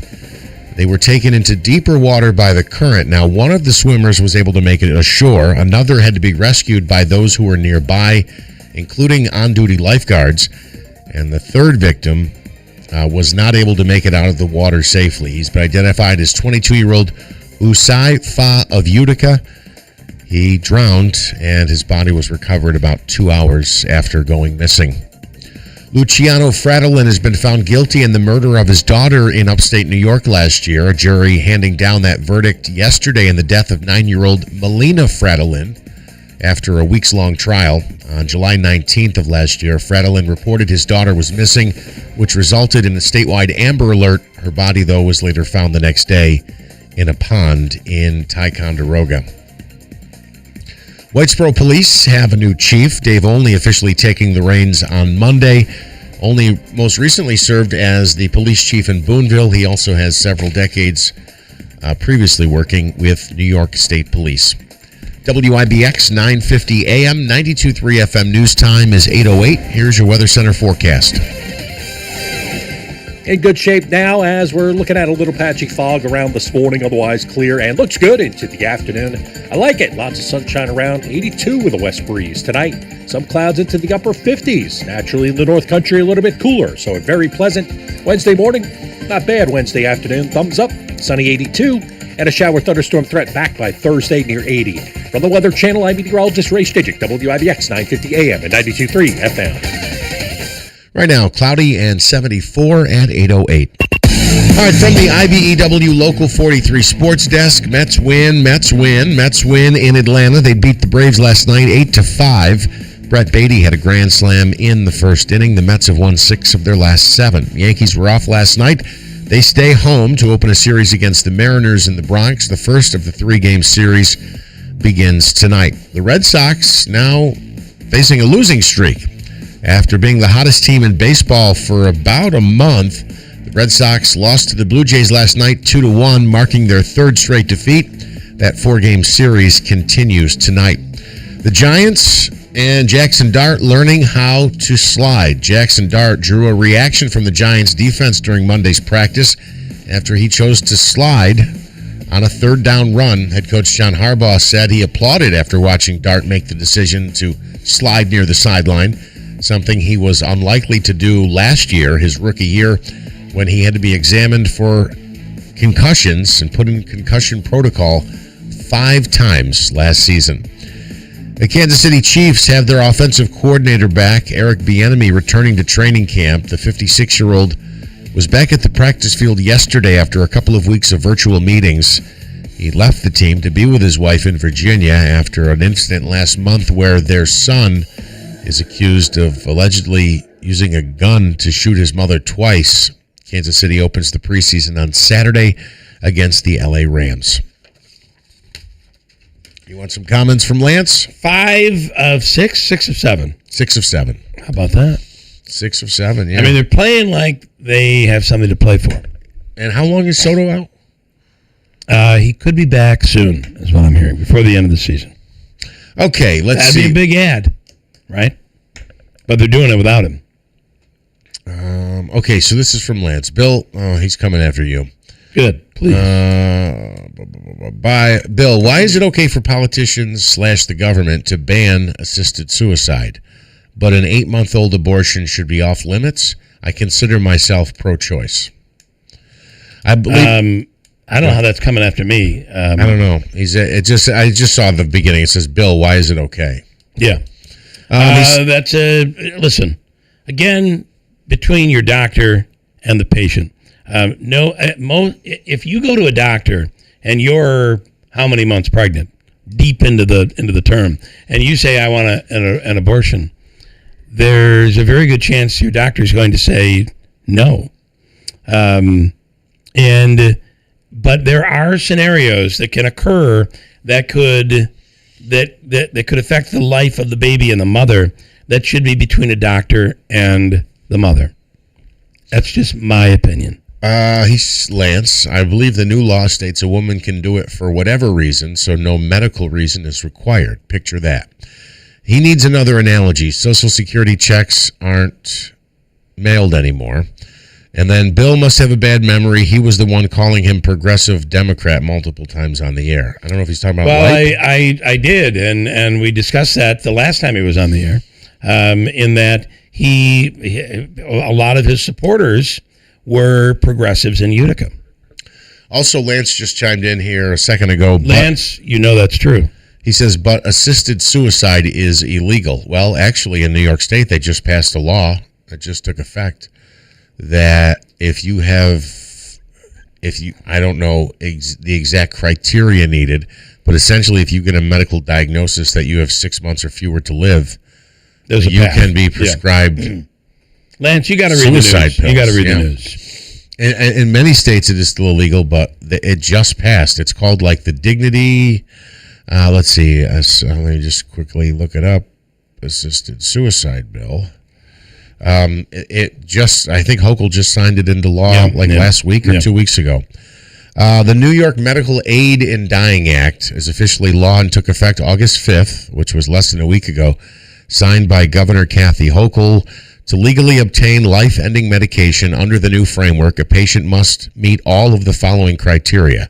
Must be 18 or older, must be a documented resident of New York State, must have an incurable, irreversible terminal illness expected to cause death within 6 months, confirmed by 2 separate physicians, must be of sound mind and deemed mentally capable of making an informed healthcare decision, and must be physically capable of self-ingesting the lethal dose. All right, coming up, we'll speak with, here he is, Senator Joe Griffo in studio, coming right up here. And later in the hour, a former Globetrotter is on. Okay, we'll get to that. Close. You're in the neighborhood, Jeff. Coming up at WIBX. Hi, this is Rob Hilton. When you've worked hard to build something meaningful, protecting it should be part of your plan. At Hilton Estate and Elder Law, we help families navigate the complexities that come with significant assets, especially estate taxes and long-term care considerations. We break down the implications, explore smart strategies, and help reduce future tax exposure and nursing home costs. Because no two families are alike, every plan is tailored to fit your situation. Hilton, you know the name, they know the law. Hilton Estate and Elder Law. You know you want one. A Bad Boys mower isn't just another mower. It's second to none. It's an American-built machine with heavy-duty U.S. steel and shipped straight to Bob's Bad Boys mowers, never sitting around in a warehouse. That means when you're ready to mow, your bad boy is ready to go. And when the job's done, we're still here with expert sales, service, maintenance, and warranty support. Stop by Bob's Bad Boys Sales and Service, 6419 Middle Road in Munnsville. Call 315-264-2781 or visit bobsbadboys.com. The burrito is fire. Hi, this is Maya. And I'm Antonio. And the little thing we love about the Chick-fil-A hash brown scrambled burrito is that it fuels our morning. It's the full package. You have the chicken, you have the eggs, and then you add these hash browns for a nice little crunch. The chicken's always nice. It's crispy, it's juicy. And the cheeses, they melt together in a beautiful way. And it gives me energy. It's perfect. Order the Chick-fil-A hash brown scrambled burrito and Simply Orange Juice on the Chick-fil-A app today. Real guests paid for their testimonials. In a recent survey of 123,000 wireless customers, Pure Talk was the only wireless company to receive 5 stars in every category: coverage, support, value, and data. What else do you need to know? Switch to Pure Talk today and get any plan, including their top shelf unlimited data plan for just $15 a month for your first 3 months. No contract, No commitment. Dial pound 250, say micro, and let Pure Talk's U.S. customer service team help you make the switch. For a number of reasons, Sarah's Flooring Outlet should be on the top of your list for any of your flooring needs. This is Bill Keeler. Reason number one, Sarah's has the area's largest inventory in stock and plenty for you to choose from. Reason number two, Sarah's offers the best in quality floor covering. Top name brands like Shaw, Mohawk, Coratec, Mannington, and there are so many others. Reason number three, Sarah's will meet or beat any locally advertised price. Reason number four, it's service. Decades of experience, starting with Sal and Sarah and everybody, the entire team. You get unbeatable service at Sarah's Flooring Outlet. And remember, you can get 6 months interest-free financing for qualified buyers in Sarah's Flooring Outlet. Unrivaled service and experience, all at an affordable price. Now you see why more people buy from the big store. Route 49 Plaza, River Road, Marcy, and in sarahsflooringoutlet.com. Hello, I'm Oneida County Executive Anthony Pacenti. This year marks the 250th birthday of the United States, and we've assembled a special commission to help organize events across our community. In the months ahead, we'll highlight why this is such a historic time for our region. From the signing of the Declaration of Independence to the turning point of the Revolutionary War, the Battle of Oriskany. You'll learn about the people, events, and local impact that shaped our nation. Our goal is simple, to help you love the history where you live, right here in Oneida County. WIBX.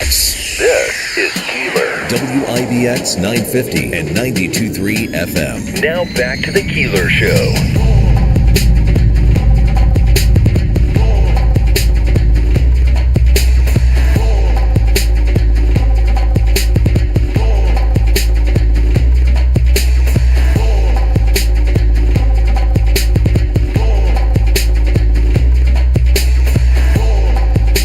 You look giant on this camera. In studio right now is Senator Joe Griffo. Good morning. Good morning. Good morning. How is everyone doing? Doing well.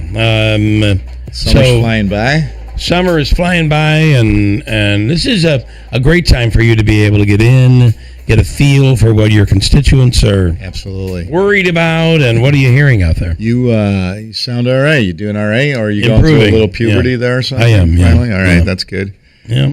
The voice is kind of an interesting voice. It could be the male version of Demi Moore. Like, Could be. You know, I like Could it. be. I like Could it. be. Interesting. And I have the same hair. Right? Very good. What are we hearing? Obviously, they're the same concerns we talked about towards the end of session. And now you're seeing that actually amplified when you see the comptroller actually basically affirming what we had all been talking about and worrying about and warning about relative to the excessive spending in the state. So it's a cost of living. It's the cost of utilities right now. What and can we be doing?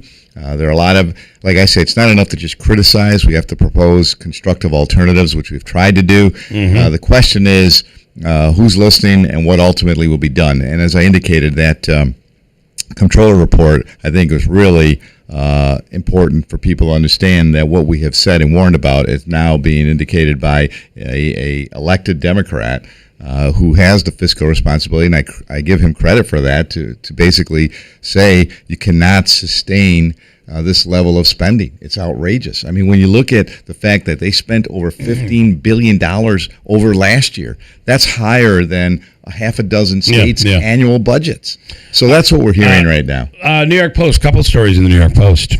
Number one, you quoting the New York Post, this has got to be a day right now. I quote the New York Post all the time. I don't know what you're talking about. And I thought it'd be the New York Times, but which I subscribe to. I subscribe to the Post as well. Come on, I got a little fun with you. I haven't seen you in a while. Do you subscribe to the Post? I look at, no, I do not, but I have clips. I live by clips now. So I read clips from the Wall Street Journal, the New York Times, the New York Post, the Daily News, the Times Union in Albany, the OD, which is pretty small nowadays, right? Yeah, you get, sometimes you need yesterday's news. The Sentinel, so which is really doing a good job. So, So the story in the one story, ripping on the new Highmark Stadium. Well, you're a Bills fan, right? As you know. How about you, Jeff? You Bills Giants. Fan? So that's right. I forgot. I'm sorry. Don't forget Davey. Davey, who do you got? He's a Bills fan. The Bills. Bills. All right. So Mike, Davey, you haven't seen the stadium, have you? No, I haven't. Okay. So here is, as we talked about this before. First of all, I think it's unfortunate that we're spending a level of money. We spent $1.5 billion. And I blame the NFL really with that and the ownership. I don't blame them in one way for trying to finance these things differently. But the way they extort the money from these communities and the states, I think is unfortunate and unnecessary when you consider the wealth that they have. Sure.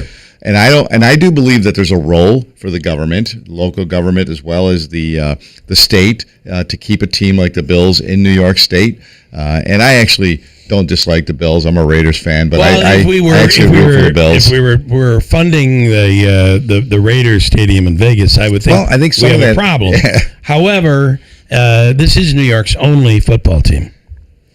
Agreed, but I think New York embraces a lot of things like the Giants and the Jets, and it's a metropolitan area. Yeah. But again, I questioned from the very beginning the approach because, in my opinion, when you look at so many of these other stadiums where they have the retractable domes, I know at one time they said they wanted that authentic feel. You know, they wanted the snow to come in, and they went to real grass again. But a variation, I understand too. It's kind of, I can't remember how they seed it. I think it's real grass, but it's seeded differently or something. Well, it's heated. There you go. Heated. Yeah. So my point is, they talked about the cost in doing something like that, but I think when you look at the climate in the area, but the thing I didn't know, so they say they abandoned that. What I don't understand is why they couldn't do something more like Petco in San Diego, and that's in San Diego, where the overhangs are over everybody at least, so that no matter where you sit. The overhangs here are over. Not everybody, I was told. So I don't know, because I haven't been at the stadium. I've been told everyone's covered. The problem that Manaski and I were talking about, the bathrooms, is if it rains. If it's blowing sideways, it's going to blow in anyway. If it snows, it's going to blow in. Right. They say it's going to be very interesting because they say this has been aerodynamically designed to prevent what? I don't know. We'll find out. But at the end of the day, there are stories that there is restricted views. Yeah, I've heard, and I heard the facilities too. Somebody was talking about that. Read that somewhere. I didn't hear they were talking about. Finding them was difficult, and then the elevations, which I don't know that would be an issue. The elevation is I saw one person describing it as basically almost straight up, and you're high up there. Again, you're getting the nosebleed seats. So yeah, but I'm thinking when you're going to do this now, when you're working with engineers and architects, hopefully you really couldn't we have done better. Yeah, you know what you want and what you're trying to accomplish there, and I guess. You'll have to ask players. We'll see what they say because they're on the field the right now. Players are raving over the facility. Okay. But again, they're going to get the best of the best. And then the fans, fewer seats. If there's anything they should be complaining about, is the unbelievable cost of seats. Yeah, I mean the costs are extravagant. Most of Major League Sports right now, which I think is really unfortunate that it's really pricing people out of going to see something and experience something like that. We saw that with the World Cup. And we see it with the World Series, the Super Bowl. It's unfortunate that that's what's happening. I think there is a role there when you look at some of the bots and how people are purchasing tickets and then how they're trying to resell tickets. So something to look at. And I know I've spoken to some of my colleagues on what can or should be done relative to that. Again, you don't want to interrupt free enterprise, but on the other hand, when you're becoming excessive and it's out of reach. When the average person is fighting to get a ticket, and you have a computer and AI that's getting them a dozen at a time, of course you're going to pay more after resale. And again, taxpayer funds are being put into this, so shouldn't it also not that you subsidize things, but also to the point of can an average individual afford to go to a game and to bring his child or something like that who may want to have that experience. Second story in the New York Post is New York's most affordable city, but no one wants to live there. And it's a big story about Utica. Let me play for you. This is I don't want to play that. This is a real estate agent who actually saw the story and is reacting to it. claiming that the Post got it wrong. And I got to tell you, one thing about this Post story is they quote several people, but it's all anonymous. No real estate agent, no government official. Everything is anonymous. Is this a story just for today's edition, or I did not see this. It was over the weekend. Okay. Amanda Reinfeld is a local real estate agent. Is a Caldwell real estate agent, and she responds. Hey everyone, it's Amanda Reinfelds with Caldwell Banker Faith Properties. I am usually not much of a video maker when it comes to social media, but I saw an interesting post just a few minutes ago that actually features one of my listings in Utica. It was from the New York Post, and it's titled "Most Affordable City in New York Has Homes for $87,000, but no one wants to live there." I'm just wondering, who hurt you, New York Post? Who from Utica hurt you that you have such a grudge against us? This is a great city with a great real estate market right now. In fact, the listing of mine that you decided to include in your post had 6 offers. We had so many showings every single day that the owners had to turn them down because we couldn't handle doing that many showings in one day and ask people to schedule for another day coming up. We had to shut the showings down. There was so much interest in this house. I don't think that really sounds like nobody wants to live here. As somebody who sold real estate in the Mohawk Valley for the past almost 18 years, I can attest to the fact that our real estate market has only gotten better and better over the years, and I can't see that no one wants to live here. Of course, we have people leaving the area every so often. It's what people do. They travel around, they choose new places to live, they get jobs elsewhere. It's kind of how life works. It's just as many people who are coming into this area. There's a lot of jobs in this area. There's a lot of great stuff about living here. So, I'm just a little confused on what Utica did to hurt you. Kind of wonder, and I love the fact that the story quotes real estate agents, quotes residents, quotes some local officials, but everyone is speaking on the condition of anonymity. That's rare for a newspaper story, I would think. So I've not seen the story. I mean, obviously, I agree with Amanda, and this is an exceptional region, and it's a great community. You don't know how these stories come about. The author, by the way, is Mary Kay Jacob. Okay. So I'm going to reach out to her. Yeah, not familiar with the author. I know we work with a lot of New York Post people in Albany, and in fact, I had one of them here last summer that spent some time with me talking about various issues and things of that nature. So I'm not familiar with this author. But remember that Utica is one part of this puzzle. I mean, there's an entire region here, and I got to say, the feeling is we're pretty hot as compared to where we've been in the last 60 years. I take a lot of these studies and reports sometime with a grain of salt. But this one is definitely, I mean, this is in the New York Post. The headline, "Most Affordable City in New York has homes for $87,000, but no one wants to live there." This is a pretty damaging story. Is it in a print copy or is it online? I do not know. Okay. I'm looking at the print. Most likely it's in print, and it's dated yesterday. So I want to ask, because this is a technique in today's media landscape, I disagree with it. Bill, I think you agree with me. Oh, it's a clickbait. Yeah.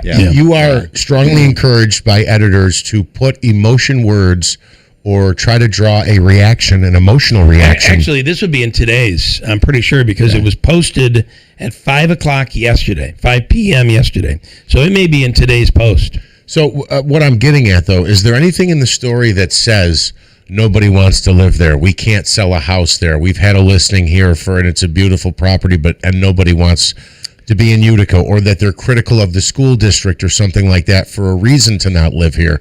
Because I almost feel like I did not read the whole story, but what I reviewed on that story, that's just a headline to grab your attention. Well, there are quotes in here. That says nobody wants to live here? Yes. You said they were anonymous. But they're anonymous. That's ridiculous, right there. Yeah. Let me bring in, if I can, County Executive Anthony Pacini is calling in on this story. I'm sure you've seen the story as well. I have. I'm sorry to interrupt on Senator Griffith's time here to this morning, but will you yield to the county executive? Absolutely. Okay. But I did see the story, and I've been reaching out to the Post as well, and we have been looking at it, and there's so many inaccuracies in that. It's almost like it was an AI generated article in some respects, because first of all, one of those pictures that they've got in the article, if you go online or whatever, I mean, they've got a couple houses in Utica. They got another street in Utica that's Utica, Illinois, that we looked up. That it's not even, they didn't even do it right. I mean, I'm trying to figure out where this shot is. It does not look like anywhere in Utica. Yeah, that one row of houses. Yep. That's not Utica. And the other point about the population. I mean, the fact is that Utica's population grew 6% since 2010. So their numbers. I mean, that isn't even accurate. In terms of the loss of population and the poverty rates are that across upstate New York. There's no difference in whatever. I mean, they refer to the Mohawk Valley, but then they center on Utica, and it's completely. I mean, not a complete accurate story, and we're gonna poke around and or we're gonna poke them and say, look, you want to come and see what has been happening here and everything. So I just wanted to chime in on that because we did see it and we have been zeroing in on it. And I have to say, how do you hear you and the senator and everybody working to there's new things that are coming. You have Chobani, which is such a big story. You're talking about bringing people here to move here and live here and work here. How do you undo a story like this in the New York Post?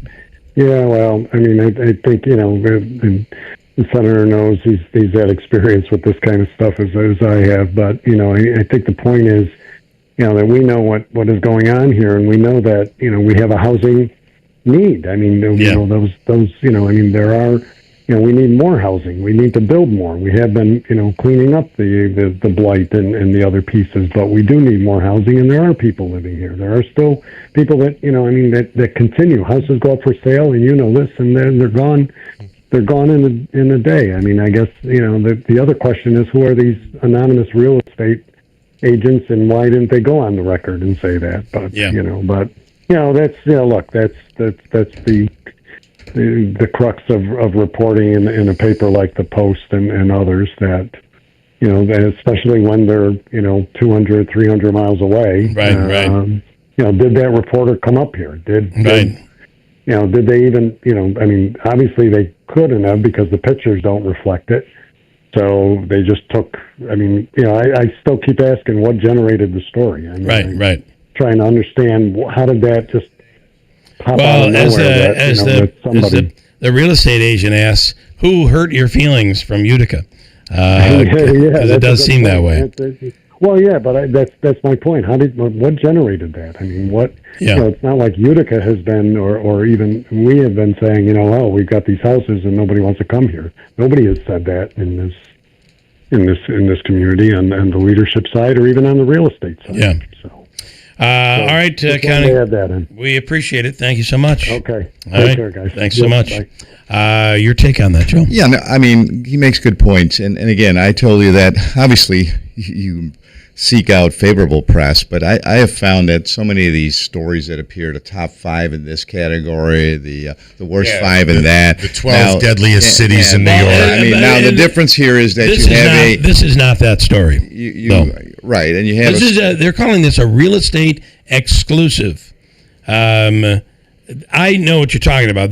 Those stories they take data, tweak the data, and they've kind of done this here as well. But this is an exclusive real estate story. Well, that's my point. I think they've taken data and obviously can reach out to them But I mean, we know what we have here. It's a phenomenal community and region. This may be more of an indictment on the state of New York and the exodus from the state of New York, particularly when you look at the post perspective from time to time, and the choices and decisions people have to make in the next few months. Is our unemployment here 4.5 to 6%?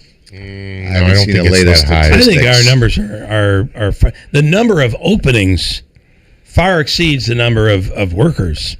What generated our unemployment could be what there. generated the story? Yeah. I'm not sure. As I indicated, I think some of this also reflects on the exodus from the state of New York. I mean, we continue to lead the nation in that regard, and if they can highlight something and use statistics determining how they've assembled those statistics, and there's always a narrative that I have found that sometimes in media or other organizations. I don't mean to disagree with you, but that's not this story. This is all about not New York at all. Right. This is all about Utica being a cesspool.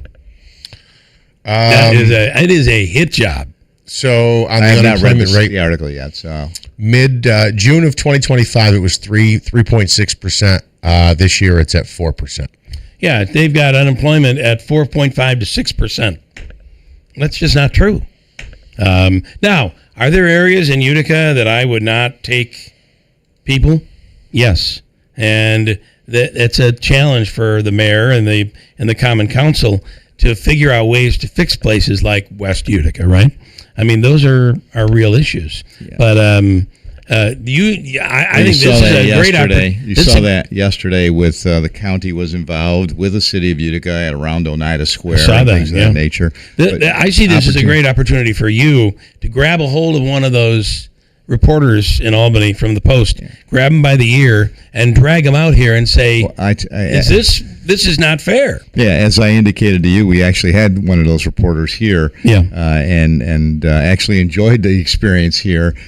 So I'm not sure who this reporter is, but we will look into it. I'll read the article and thank you. And we'll reach out to somebody. And I'm sure the mayor and the county exec are going to make an excellent case. And we've reached out to the mayor as well. Stand by. I want to come back and talk about Jordanville. Okay. I grew up there. I'll never forget driving my bicycle with my brothers all through those side roads, and then all of a sudden coming around a corner and running into three monks, scared that, we just turned around and ran. I had no idea. What kind of impact did it have on you? It drove me to radio. A lot of people regret it. We'll talk about it, though, because it's windmills, right, that they're trying to put up there? Yes. And, this is pristine territory. This monastery is extremely unique in the world of Russian Orthodox. So that's very important, but the bigger issue is how and why this can happen, and we'll talk about that. We'll get to it with the senator coming right up at WIBX. Hurt in a car? Call William Attar. 315-444-4444. Here's the tale of the daily med fill. Same old pharmacy, same old bill. But those prices kept rising higher still. Till the savings wrangler rode in, cool as can be. Tap Good RX, saving massively. No plan? Don't matter none. Up to 80% off. The deals are done. Discounts hitting harder than Ma's chili. Dang, that one little app does all the rest. Save time and money on prescriptions. Check Good RX. Good RX is not insurance. The Potting Shed Antiques in Whitesboro is buying silver, gold-filled, vintage costume, estate jewelry, and U.S. and Canadian coins. They've been your hometown buyer for over 50 years. While other gold and silver buyers claim to offer the highest prices, the Potting Shed Antiques actually delivers. Let Don Hartman take a look at your individual pieces or your entire collection. The Potting Shed Antiques, open Thursdays, Fridays, and Saturdays. Please call ahead for an appointment. Visit thepottingshedantiques.com. The Falcon Clinic in Washington Mills is now accepting new patients. This is Bill Keeler. It is the area's premier osteopathic medical clinic. And right now, the Falcon Clinic is accepting new patients since adding some new physicians, a new physician's assistant, including Dr. Cheryl Mattern. They're now accepting new patients. Just call 315-507-4751. And yes, it is the area's premier osteopathic medical clinic, which means they do more. They look deeper, and your appointments are not in and out on your way. You're going to be with the doctor as long as you need to be with the doctor. And if your appointment is at 2 o'clock, you're in shortly thereafter. You're not going to sit around for an hour and a half. That's big. It's the Falcon Clinic. Dr. Kosminski, Dr. Mattern, Dr. Zielinski, Dr. Shemaleski, all under one roof. The Falcon Clinic. Call 315-507-4751. In good shape now as we're looking at a little patchy fog around this morning, otherwise clear, and looks good into the afternoon. I like it. Lots of sunshine around, 82 with a west breeze. Tonight, some clouds into the upper 50s. Naturally, in the North Country, a little bit cooler, so very pleasant. Wednesday morning, not bad. Wednesday afternoon, thumbs up, sunny 82, and a shower thunderstorm threat back by Thursday near 80. From the Weather Channel, I'm meteorologist Ray Stidgick, WIBX 950 AM and 92.3 FM. Hello, everyone in Central New York. This is Dave Letterman, your old TV pal. Remember me? I'm supposed to say something witty and funny here about Bill Keeler, but I've got nothing. Ever see a picture of this guy? That's a joke in itself. Anyhow, here's Keeler on WIBX.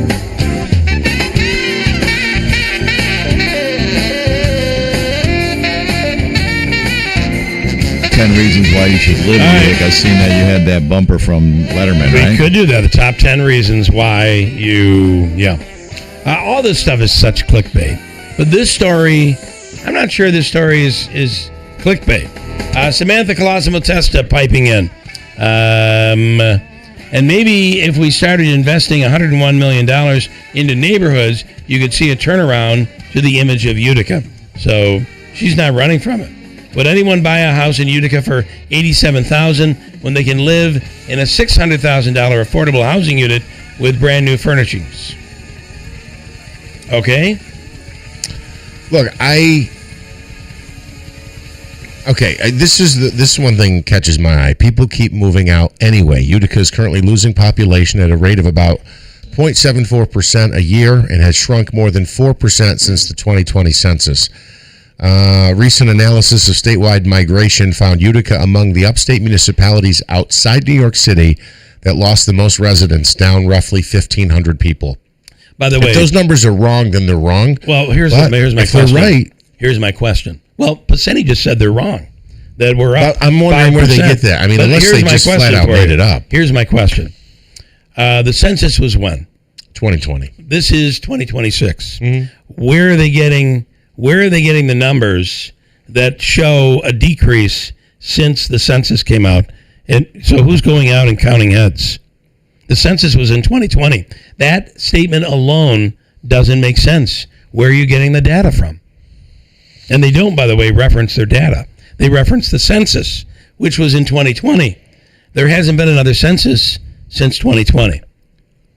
Which, by the way, that census was flawed. Yes. Because it was COVID. Absolutely. So, and cost us. And we spoke about that at the time and the way it was being conducted and what could have and should have been done differently. But they pursued it, and you're right. I believe there's a lot of inaccuracies in that. I'm wondering. I think we have to talk to the reporter. They do make some adjustments in the census. I'm not sure, not only mid-decade, but occasionally they do. If anything, the thought was the numbers would have gone up because we were shorted, and it was really never. I think they were undercounted in 2020 because of. Anything else on that, Jeff? Let's see. One comment. Someone's pointing to the school, blaming the schools essentially. What is look, when you look at a community, like I said, I think we're going to get out there and obviously interact with the Post on this and work with the mayor and the county executive to ensure that people get a positive and an accurate view of Utica and the region. But I also believe that I don't think people are going to make decisions on a story that they're reading. Now, we want favorable press, but I think people will know based on the work that's being done here, as you indicated, the investments being made in the community. When Chobani doesn't pick a location that they feel is a dismal area, and maybe she's from. What we see Griffiths Berlin. at the work at Griffiths Business and Technology Park. There's so much that we can talk about and sell about this region. And you're right, when people look at this, they're going to look at job opportunities. We've talked about, because there's a state issue here too. We want economic opportunity. We want these specific to regions. We want a good quality of life, a safe community. We're looking at so many other factors. The only thing that we can control here is the weather. Right. And if you're a four-season enthusiast, then this is the area that you want to be. Yeah. I mean, beyond that, everything else, there's an opportunity. All right, Manasseh, and I want to move on. Rocky says, to say it bluntly, the New York Post is a rag sheet. It pushes an agenda and has no concept of fair and balanced. Truth and facts are destroyed daily in the writings of the New York Post. A wise person would not waste his time reading it. That's from Rocky in Utica. The other thing I'll say is, and some people have pointed this out, the high refugee population. Now, understand what I'm saying. Don't get offended by this. I'm not saying that the refugee population is a reason not to live here. What I'm saying is, without the supplementation of migrants and refugees, how low would the population in Utica be? Well, it seems to be more with migrants and refugees. It seems to be more. They're located more in the city of Utica, not New Hartford or Whitesboro or Clinton or Boonville or Herkimer or Ilion. Maybe I'm wrong about that. It was by design. It seems to be concentrated on the city itself. It was by design, and it was a program that has really worked, a welcoming program. We've done it right here relative to legal migration and refugee resettlement. The community embraced it, and as a result of that, I think you've seen many positive contributions from the various nations that have come here, particularly the Bosnian community, as we've seen.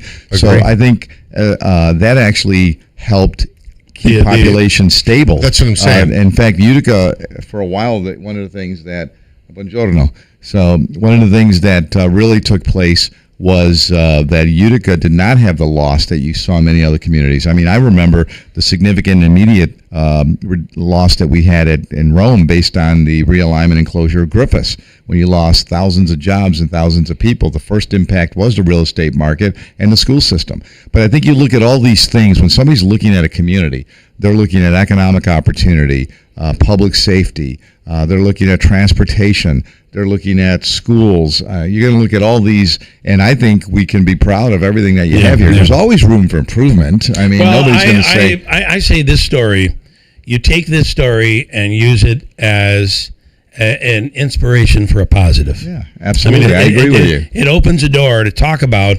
we don't do a very good job about promoting ourselves. Now, we also have a long way to go. I mean, we're on, to me, the doorstep of real opportunity from what's happening out in Marcy, what could be happening in Marcy, what is happening at the base, Turning Stone. I mean, we're and even in downtown Utica with Nexus, the people that come here. So I think there's an opportunity. Are there areas where we have to work? No doubt. Absolutely. But what a great opportunity to say, wait a minute, you got it wrong. The perseverance of this community, the determination, I think these are all great qualities too, where you face challenges and difficulty, and we didn't just fold up. We really rallied and worked together to try to make things happen. I have a Globetrotter ready to and you need to talk about Frankfurt. Take over, but I want to go to Jordanville. All right. What's that Meadowlark Lemon? Meadowlark Lemon? What's the Frankfurt story? Well, the Frankfurt story is right now that you have all these projects, these green energy projects that are being proposed. And as we've talked about before, I've always been an advocate for diversity and a diversified energy portfolio. Yeah. We can embrace clean energy, but I think what they are doing now, the governor and the legislative majorities are pursuing an agenda that really relies on that specifically. Does that tie to Jordanville? It does, in the sense that now you're seeing more developers that are looking to take advantage of the subsidies. They offer these farmers a ton of money. And the vision that the governor has had to say we need more wind and solar. So as a result of that, the creation of ORIS, the Office of Renewable Energy, that basically took the power out of local communities, local home rule. There was a formally a process called Article 10 siting. You're familiar with this because many of you who've been around when we fought the New York Regional Interconnect, NYRE, that was a very bad project, but we were able on merit to fight that and to win. That doesn't happen anymore. This new agency, which is a bunch of bureaucrats, really now can override any community decision. That's the essence of this. In a nutshell, you're talking about Jordanville, which is kind of the Vatican of the Russian Orthodox religion. They came here fleeing religious persecution from the Soviet Union, and it is an unbelievable facility. And they have monks who live there and teach and pray and all of the things that monks do, and all of this farmland that surrounds it, there's the chance that it could all be destroyed with wind farms. And I think they might have a religious fight that may get them somewhere. What are your thoughts? Well, I mean, obviously there's litigation, but the problem I have, again, and I have legislation to repeal this agency that was created, and it was done through a state budget process, and all part of the Climate Leadership Protection Act, the CLCPA. These are the greater issues, in my opinion, that are causing this kind of impact on communities. And we need, if we're going to be a home rule state, we need to respect local. And it's not a NIMBY thing, not in my backyard. You'll hear somebody say, "Well, it's all NIMBY. Nobody wants this because it's in their." No, that's BS. What do you say though to the property owner, the farmer who's been struggling, who's saying, "Listen, I can make my family's taken care of now." Yeah, well, I think I want to sell. Or not sell, but lease is what they do. I think, there's opportunities to have that community conversation and to find ways to be supportive of farmers who have needs too. Yeah, I think they're being, in many cases, sold a bill of goods too by many of these developers who are coming in saying, like, we'll only take the worst part of your land. You can still farm in a good part, but then we're going to do this. Would these individuals do it if they didn't have the subsidies? These developers are taking advantage of government subsidies right now that exist too. Do you think and the policies that the governor and the legislative majorities have put in place? Do you think you have a fight to stop this in Jordanville? Well, I mean, you got the litigation aspect, but as long as ORES exists, I think there's a significant challenge that this could potentially happen, because they can direct it and say that despite everything the community has presented on merit, they believe it's in the best interest of fulfilling the clean energy agenda. This is needed, and as a result of that, they can overrule local zoning. Yeah. And that's wrong. We'll continue this. Okay. Lucia. Sweet Georgia Brown. Say hello to Senator Griffo. Senator, you're the best. Woo! You're running, Lucia. right? I am. Buongiorno. Woo! You're the best. Let's bring in legendary Globetrotter and a dear personal friend of Lucia's, Nate Branch. Nate, good morning. You're on the radio early on the West Coast, but good morning. Yeah, it's pretty early here. Yeah. But it's cool. Say hello to Lucia. Good morning. Hey, good morning, Lucia. Good morning, Lucia, my friend. How you doing? Good, you? Everything is fine. I know the senator. You're sitting here with a state senator as well, who has some questions about the legendary days of the Globetrotters, which you were an enormous part of. Yeah, I was fortunate. I came to an era where we got a lot of TV exposure with the TV shows and cartoons and stuff. So the Globetrotter cartoon. Yeah, they're amazing. Scooby Doo. I think they were on Scooby Doo at one point. I think the Globetrotters were not only outstanding athletes, but great in entertainment too. Very positive. It was a great thing to do. I still remember Meadowlark Lemon. Curly Neal. You got it. So Keith Osby. playing the Washington Generals, right? Was it the Washington Generals or? Yeah. We played the Washington Generals, and each year they changed their name with the same guys. How different is it today? The Globetrotters still are a massive organization that tours the country and the world. Yeah, when I played, we played 300 games a year. So, it was a big sacrifice so far as the family's concerned. Yeah. But we played a lot every night. I was going to say, I'm sure it makes it easier for the players and the travel.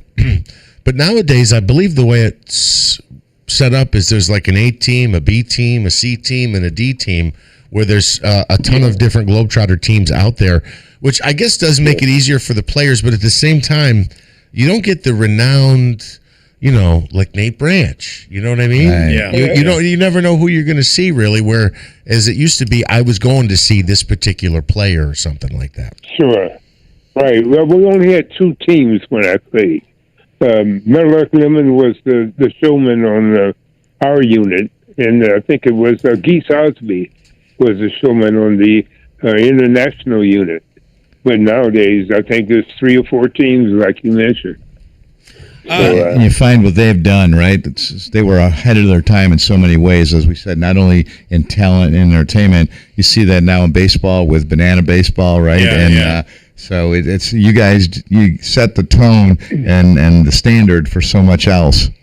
Nate, what do you think? What do you think of the WNBA, which all of a sudden, I never would have thought that racism would become a big part of sports again, but it has shown its ugly head, and it's done so in women's basketball. What are your thoughts about that? And what was it like when you were coming up? Oh, today it's so much that they can you're exposed to. We didn't have cell phones. We had to wait to get to the hotel to make a phone call. But nowadays, they're incremental. But the racism, we didn't see any of that. The worst thing I ever saw, I was in South Carolina somewhere and went to the bar and had a beer. And on my way out, somebody threw a bottle of beer at me. Wow. Wow. But our bus driver saw the guy, and that's another story. That's another story. Can you talk about Lucia? And you are also a musician, and what you did for Lucy. Oh yeah, that's right. That's one of my best friends. Lucia is quite a special individual. She's such a loving heart. She's friends with everybody. I love her laugh. I love her accent. But she's just quite an individual. And I wrote a song about her. Right now, I'm the minister of music in my church, so I play every Sunday. But I wrote this song called Lucia, and I'm going to try and get it to you pretty soon, but I'm having problems. But it's a beautiful song, and it only tells the truth. Yeah, I do have I do have one of them that we can kind of play a clip from, but it was really a kind of a tribute to Lucia. Yeah, because I've only met her once. Yeah. After a game, and we've become friends. And she's spoken with my mother before my mother passed away, and my God, she's just a beautiful person. Lucia, you want to talk about Nate? Yeah, Nate is so much class, so kind, so humble that I never met anybody more humble than Nate Branch. It's amazing. And his family. And his mom told me, I want to meet you before I die. Yeah. That's what kind of friendship. And I was friends with all the Globetrotters. Now, Meadowlark was best friends with Nate. But Geese Osby, Curly Neal, you name them. Nate, tell them I don't even know some of their names. Because, I don't recognize some of them. I'm very bad. Just to giggle and laugh. And, been out to dinner. You've been in my home. We have had birthday parties. All kinds of things, Yeah. With the team, time and time. And also, Lou Dunbar is my best friend too. Love him. His wife, and Diana is Nate Branch's wife. The mother, the family, the children, everyone. I'm going to play a little piece of the song before we get out of here. But Nate, anything you want to leave everybody? I mean, what a. By the way, did they give you stock in the Globetrotters? That would have been nice. that would have been nice. Yeah. No stock. All right. Well, here he is, Nate Branch. He is the director of music, not just basketball, but the director of music at his church. Written a song about Lucia, and I want to play a little piece of it here. Nate Branch, we appreciate you getting up this morning. Thank you so much. Hey, thank you. I enjoyed it. You have a great day. The legend, Nate Branch with the Globetrotters. Lucia, here's a little piece.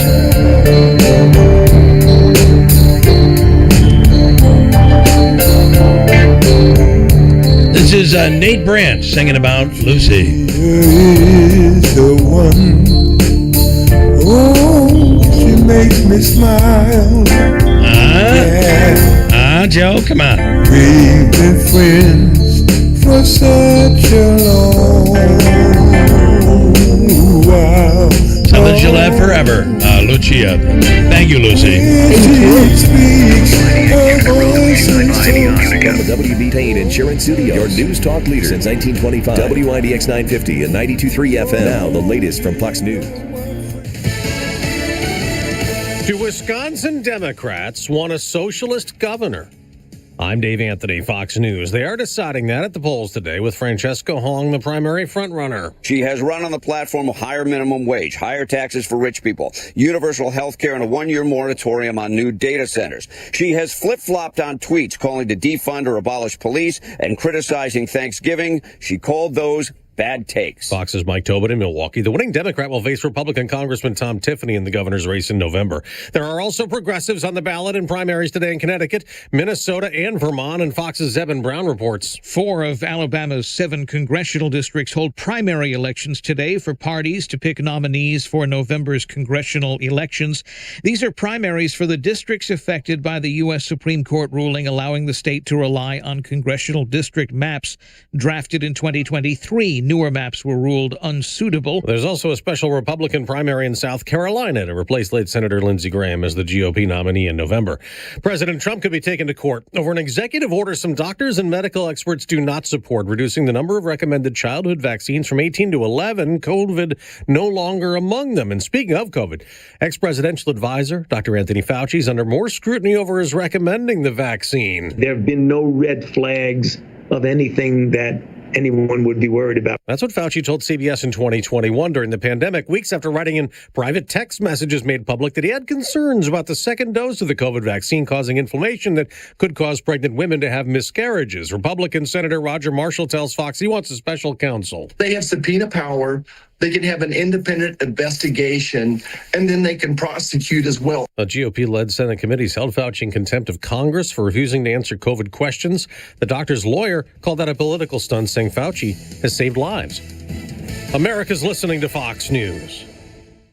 Larry Elder here. When it comes to supplements, 2 things matter most. It works and you can trust it. Rather than tell you about Relief Factor, we'll let our customers do it. We hear from people every day whose lives have changed, and we'd like you to hear their stories. Mark was in tears from his daily hand joint discomfort. But after a week on Relief Factor, he felt 50% better, and now he barely notices any pain. Loves our customer service. He's so happy, he's spreading the word. And Mark is just one of many. I'm one of them. I take Relief Factor every single morning for back issues. I don't take Relief Factor, my back issues come back. They make it easy to find out if you'll be the next person telling us Relief Factor gave you your life back. 3 weeks